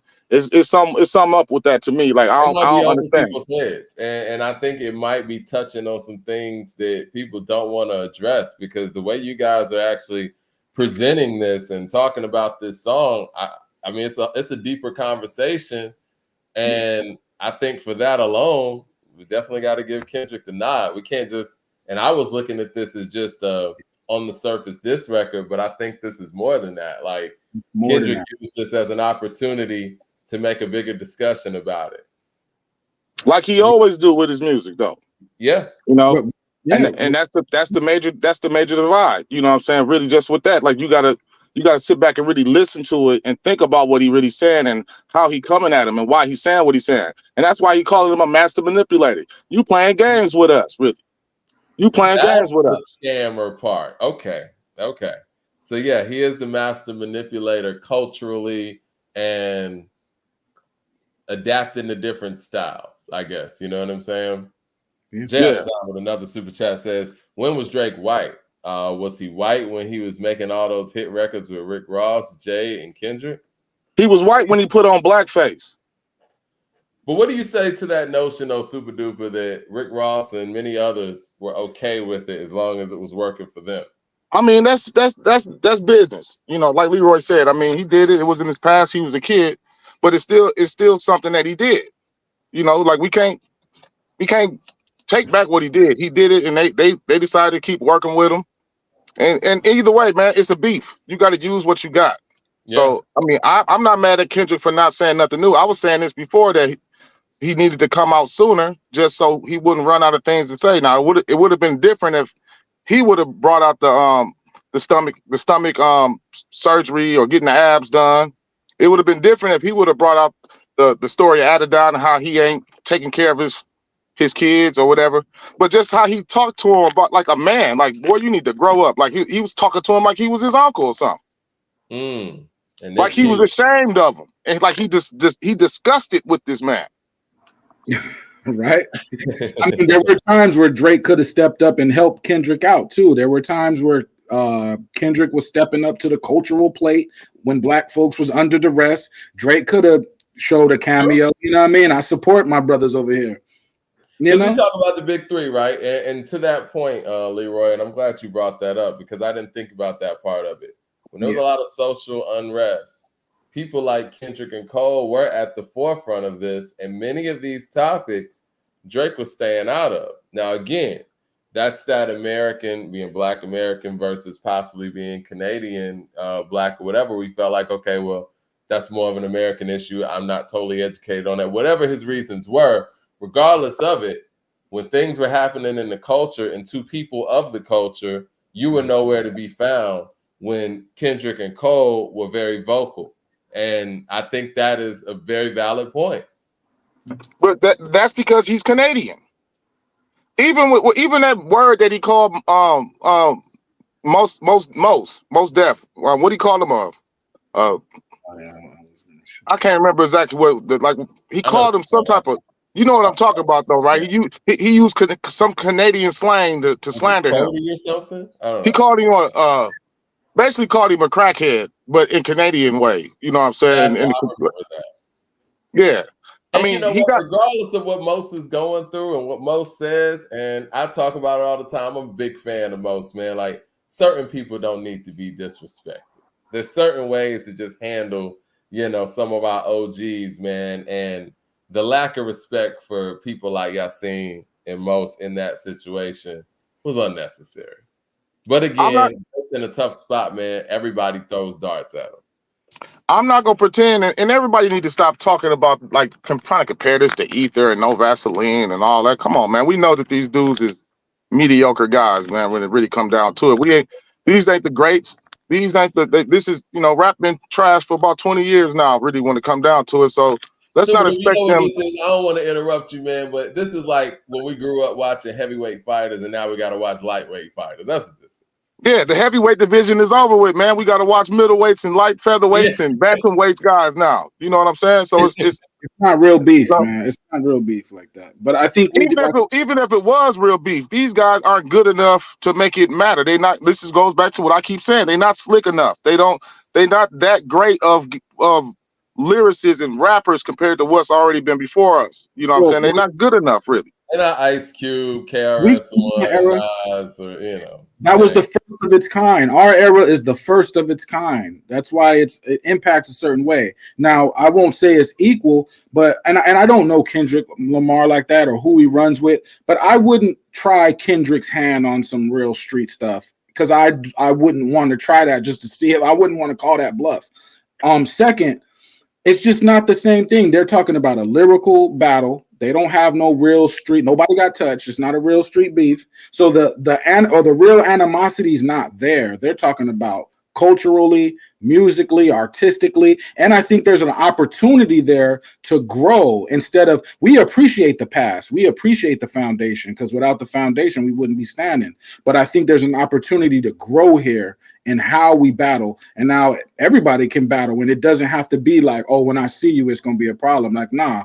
We just talking about the art, I think there is some real animosity there, though. I think the things that Kendrick said and his stance on how Drake fits into this whole hip hop sphere, I think he does have a problem with. And I think that Drake feels like Kendrick is overrated. I've been very vocal about the fact I think that Drake felt a certain way about Billboard putting Kendrick number 2 all time and slighting him for all the hits and all the work that he's put in. And he probably feels like Kendrick hadn't put in that work, where Kendrick feels like you really shouldn't even be here in the first place.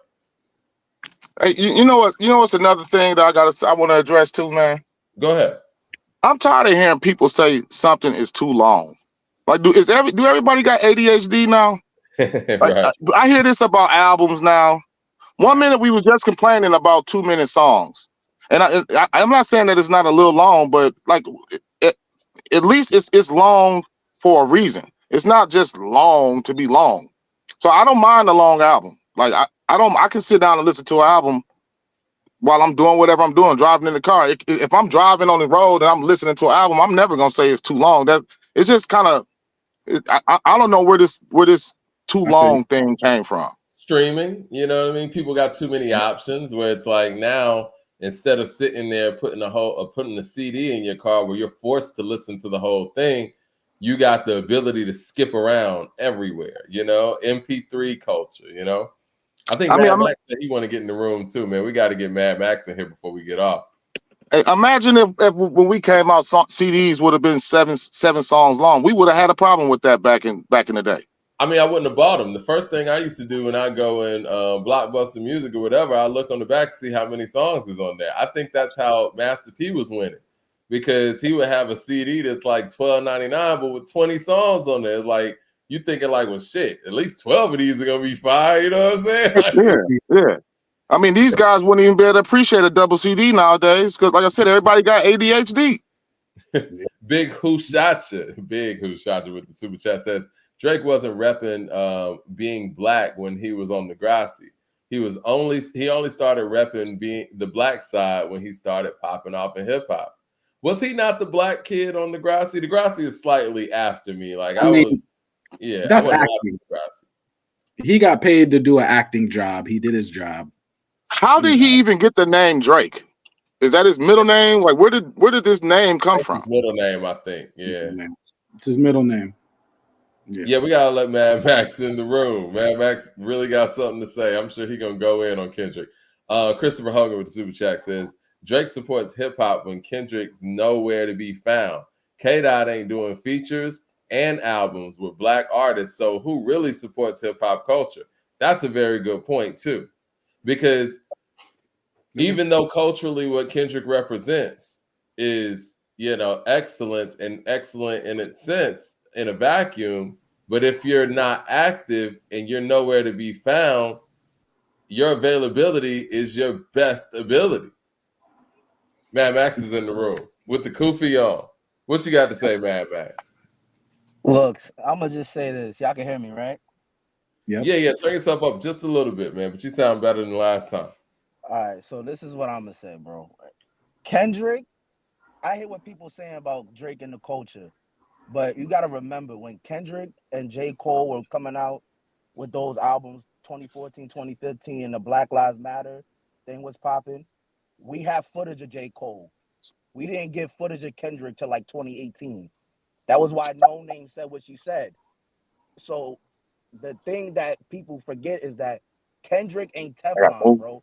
He's somebody that a lot of people feel used activism rap as a way to profit, and then he makes himself this Messiah-like figure. It's not like J. Cole, where J. Cole, we've seen him go march with homeboy Trayvon Martin thing into what happened to Trayvon Martin. Well, that was in Florida, right? Or something like that. Right. Mm-hmm. We seen that. We have footage of that. The last time I seen Kendrick at a Black Lives Matter rally was with the homeboy that used to play for the Raptors. DeMar DeRozan. DeMar DeRozan. I don't even know what year that was, but that was way after the fact. That's when like he was about to drop Damn or something like that. Like that's why No Name said what she said, and J. Cole took offense because he thought it was for him, but she said it wasn't really for him, and they talked it out. So who else was it for? We know who it was for, because she wasn't talking to Drake. Your mic is peaking. Like,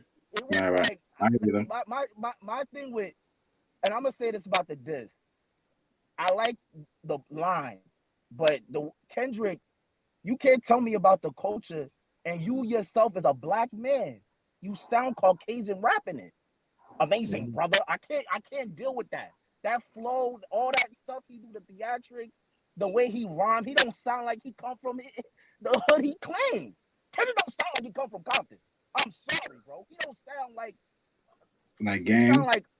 He sound like a dark-skinned Drake sometimes. This is that he's more culturally viable than Drake, because Drake, we know about Drake.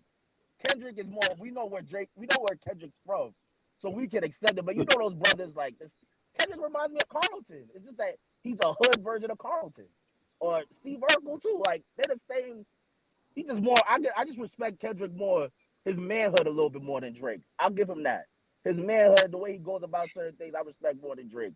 Drake is a little bit of a clown, but I mean, we got to stand on something. We got to stand on something. What is it going to be? The person that's profiting off the revolutionary rap, or the person that's making vibe music? Which side are we standing on? It don't matter to me. But Leroy, what I'm saying is they both are. Drake is pretty much the black guy, the mixed black guy that the Jewish crowd puts out so they can get more money. He's safe. Kendrick is the same way too. He's under some Jewish person on in his scope. It's not like they're both puppets for the Caucasian man. So no, man. I think Drake brought him in. I think Dr. Dre brought Kendrick in, and Dr. Dre also brought Eminem in. He's dead to me in this culture. He's done. So who are we standing next to? Who are we happy with? Who represents this culture in the same light as a Drake? Who are we happy with? I'm happy with Nas. Nas is repping like Kendrick is repping. Now, Nas is outside. I mean, I don't want to say outside, but you know, yeah, I'm not mad.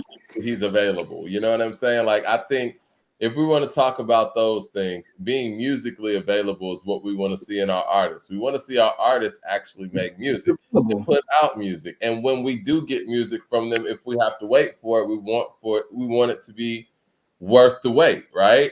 And I think what Kendrick represents is awesome, but I think his lack of frequent activity, especially in relation to Drake, has kind of created a wedge between where some people put Drake and where some people put him.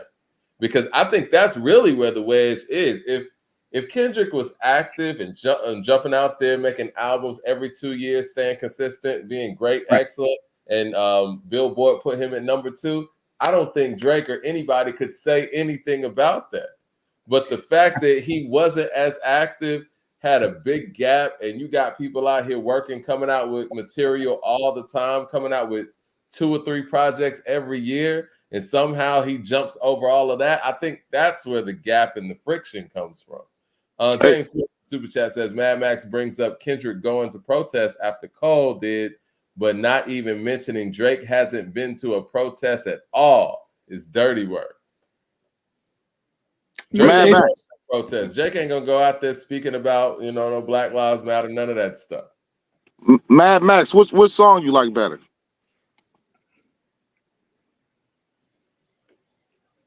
Still there, Mad Max? Yeah, I'm still here. I like Push Ups better. I like it as a song better. Okay. Gotcha. All right, man. We got to get Mad Max a mic, man. The people in the chat was clowning you, man, with the mic, but your points were felt and were heard. and I appreciate your position, just like everybody else's, man. I guess before we get out of here, man, I want to ask the people. Oh, got another call in. What's good, bro? What's happening? Yo, man, good to hear from you, man. What are your thoughts? Yeah. I had to come back for my victory run. I told y'all it was coming. You said it. You said it was coming. You said it. The character assassination, and he ain't coming back from this. He'll never be the same. He'll still be great. He'll still be Drake. He'll still make some hits, but he'll never be the same. That barbecue card, man. That barbecue card's getting slimmer and slimmer every day. He don't respond to this. That card's getting slimmer and slimmer before it evaporates. So it's up to Drake, whatever he wants. He already got the pop lane. Well, let me ask you this. Since you've been on point, let me ask you this. How does Drake respond to this? I know you think he's done, but what position does he take? Because he can't go numbers-wise because we talk culture stuff. Where does he go from here? He got to embrace his role as a visitor, like Eminem did. Embrace it. You are a visitor. You're not black. You're mixed. Black is a moniker for African American people who have gone through the struggle in this country in particular. Before it got blown out with the politics and the lefty talk, the name Black man was African American. You're from America. He's black. Everybody else around the world, they call us black. They call themselves, I'm Ethiopian, I'm Haitian, I'm Jamaican. You over here, you're black. That's what that means. So he needs to just embrace himself. You're Canadian. You're still here, though. We still want to hear the raps, but embrace it. Call out Kendrick's, call out his fault. Sometimes he missed the protesting too. Yeah, sometimes he don't come outside. He's kind of aloof with that. He may have What's up? Kendrick may have kept his mask on at a protest. If I'm Kendrick and I go to a protest and people take pictures, I may say people are going to try to use this to say I'm clout chasing. So let me keep my mask on and let me go through the protest like that. Of course, I don't think Kendrick is clout chasing for no. I mean, I feel like he put on. So I don't think that. But if I was Drake, that's the angle I would go for. But you can't take that angle while also saying, "Oh, you can't talk about my race." No. You can't call Kendrick a clout chaser and a race baiter using the racy card, and then you don't address your issues. So he has to address his issues, accept his role as a visitor, and show some respect to the culture. Get some points first before you try to, take some points away from Kendrick. I think one of the biggest missteps that Drake has made in this whole thing was something that Super Duper said. When Drake put that text out there to his mother and basically tried to call out Rick Ross for being racist, I think that was a big misstep because that shows your disconnection right there. Like, I don't feel like J. Cole would have done that. You know what I'm saying? Like, I feel like J. Cole's been around. I mean, he's mulatto too, but I feel like he's been around Black culture enough where he wouldn't even think to do that or even think to call another Black man racist for, talking about him being mulatto. You know what I mean? Yeah, especially if he identifies as being Black. Right. He pulled the Macklemore, man. He showed the text, which is funny business. I don't think showing J. Cole, text is always funny business. I agree. I mean, and J. Cole would have did that because he down with us. He mixed, yeah, that's true. But he was raised where we was raised. Yep. Do we want to go down the mixed road? Like, there's a lot of mixed people. I think we should just leave that where Drake's dad is Black. Are we clear on that? But he wasn't raised by his father or around his father. And if he was, I don't think he would have even fixed his mouth or text, rather, to call Rick Ross racist for the stuff that Rick Ross was saying. You know what I mean? It's not about him actually being mixed. It's about how he identifies himself. Exactly. Yeah. And the whole mixy stuff, it's not about saying who's Black, who's not Black. I mean, it's not the 1950s. The one drop rule is kind of outdated. You are who you say you are. How do you represent yourself out here in the world? You say you're part of this culture. Well, show us what this culture has taught you. Are you all about the money and the bags and the hoes? That's all you're gonna bring to it? Then people are gonna chop you down. If you ain't got no authentic, if you're not authentic with it, they're gonna chop you down. Especially when there's beef coming around. I think a lot of people champion that money. I think a lot of people champion getting money. And when they get out of these circles, I'm getting money, and that supersedes all the messages that they want to put forward. Is I'm getting money. Now Drake could say, "Yeah, I'm getting money," but again, I came in this thing rapping. If you go back to Comeback Season, you go back to my freestyles and my mixtapes. I came in here rapping, being the Diet Fonte. No disrespect, but that's him coming in there. What have you done for the Fontes of the world since you've gotten all the way up here? So that again begins that cultural conversation. Now, what Drake can do on the flip side is kind of speak to some of those things about, like you said, Kendrick disappearing, not really being there for, Black Hippie, other new artists, not really jumping on features of other artists. Drake does those things, and he could speak to hypocrisies. He could speak to those things. But I do think that Kendrick has found a strong base in this back and forth with the cultural discussion. Because, I mean, we've had a cultural discussion for the past 2 hours. Right. And I think it's a great discussion. And it's something that Drake is really missing in his run that, that could be exploited. Even with Jay being the capitalist that he is, he made sure he always said, I do it for the culture. I do it for my culture. Like, the moves that he was making were capitalistic moves, but it affected the culture positively because we all knew that Jay comes from RC Projects. And that's why I think we need to keep our eye on the ball. Yes, there is a battle going on between Drake and Kendrick, and it's very entertaining. We love it. There's many layers to it. But I think we need to, before we go off on mixed people, we need to keep our eye on the ball that at every level of being an artist on the commercial side, there are 100 trap doors to make sure that artist doesn't leave the table with money. So, I think we need to stay focused. The mixed race thing or the race thing, I think these are side subjects. But Kendrick had to put that down as a foundation because, it's a strong foundation. But now we need to go into some other things. Truth Thinker 86 with the super chat says, K-Dot is this generation's Nas and Drake is this generation's Jay-Z. Still waiting on Ethan. I agree when you say that too. And that I hope Drake don't try to come the Jay-Z way and try to diss knowledge. Yeah, like, I hope that I can see him trying to do that and try to make him lame for being, knowledgeable or preachy if that's what he even want to say. I hope he don't make that mistake because that's an L for him too. Yeah, that's an L too because I see the DJ Academics already kind of trying to set that up with the whole Steve Urkel thing and all that. That's not going to be a good way to go because, again, you're going to be dissing not only knowledge, but cultural knowledge and a culture that you ate off.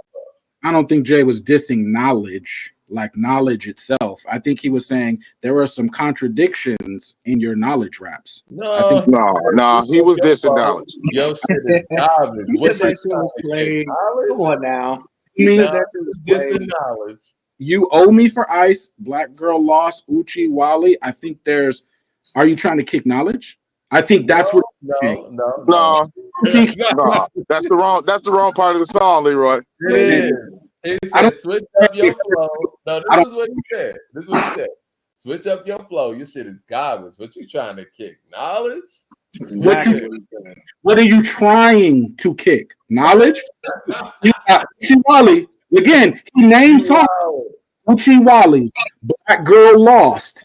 You owe you. Come on, stop. He was trying to call Nas a hypocrite, Leroy. You know that's what he was doing. He was trying to call Nas a hypocrite I ain't been because rapping he's like common sense. Like, come on. So you think Jay thinks being stupid is a good thing? No, Jay just knew that there was a way profitable. to spin that. Jay is a man with knowledge of self. I believe he's probably a 5%. You know what I mean? Like he comes from that era in Brooklyn. So, Okay. You know what I'm saying? He knows what he knows, but he knew that was the way to spin it. I ain't been rhyming like common sense, but at the end of the verse, he said, I can't help the point. Since I'm an artist and I know what I'm up against, we as rappers must decide what's most important. Nas ain't poor. He got money doing what he was doing. So like that, that ain't that's neither here nor there, Leroy. See, this is the problem. This is a great problem too. You're not keeping them. You're generating billions of dollars, and someone else is leaving with the money. That's what Jay is saying. Okay, and he can say that, but you can't play on two lanes. If you're the money guy, when somebody comes to you with the knowledge talk and saying, "Oh, you sold your soul," you can't say, "Well, I sold my soul for good reasons." Like you, my soul was hefty. Like you can't. Like I say with the Eminem and Nicki stuff, you of them.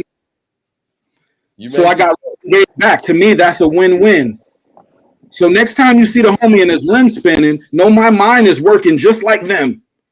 Like, I mean, James Smith of the Super Chat says Drake comes off in the game rap. I'm sorry, Drake came in the game rapping, but was reading off his phone on Hot 97 when he was freestyling.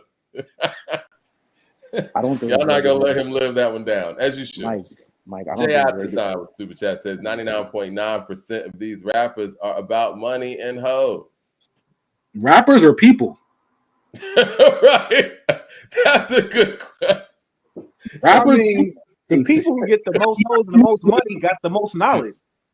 I'm just saying. Anthony with Super Chat says, so light skin, mixed, white, etc. should not support the artist that's talking that you ain't black. Y'all gotta chill. That's where the money comes from. Man, Michael Williams with the Super Chat says Leroy is talking about two different songs. Yeah. On Takeover, Jay tried to diss kicking knowledge in general. Blueprint 2 is when he started naming songs. Yeah.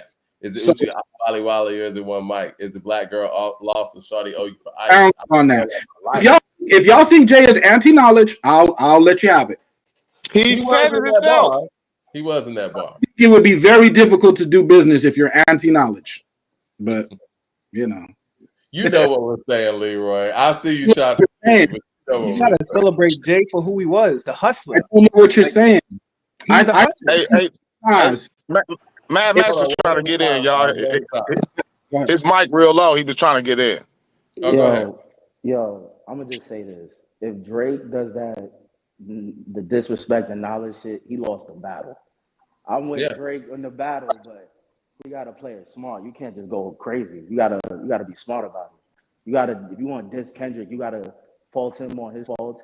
Drake has never been Black American. I never even thought Drake was trying to be Black American, to be honest with you. I know he has Memphis roots and stuff like that because of his pop, but I never really took him that serious. I thought I always took him as a little Canadian boy. So if he want to say, if he comes and says, I never thought I was a Black American, I just try to respect the space, and then really bomb on Kendrick, yeah, he he could do that. I like that.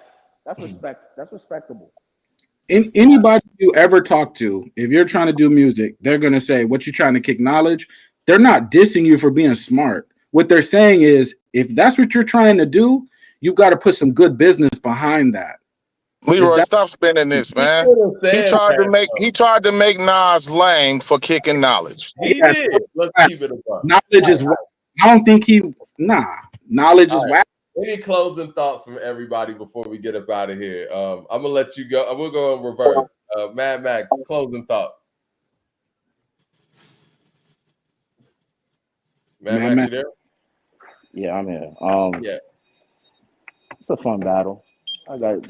We're gonna see. We're gonna see. That's what I'm gonna say. We're gonna see. All right. Who's next? Hey, all I'm gonna say is, Drake, if you listening, you stop trolling on IG. You better apologize today. Apologize. Talk to your publicist, get a nice written statement, and get back to making them hits. Because you're not gonna come back from this. You try to take this to the long run. If you let Kendrick Lamar go a whole summer laying diss tracks against you and destroying your character, and you lose your whole black card, it's gonna be rough out here for you, dog. Your legacy gonna look crazy. Apologize, say I'm sorry, say I respect the culture, and get back to making hits and making money. That's your lane. We like the melodies. Do that. Stop acting tough. And I'm out. All right. Super duper closing thoughts.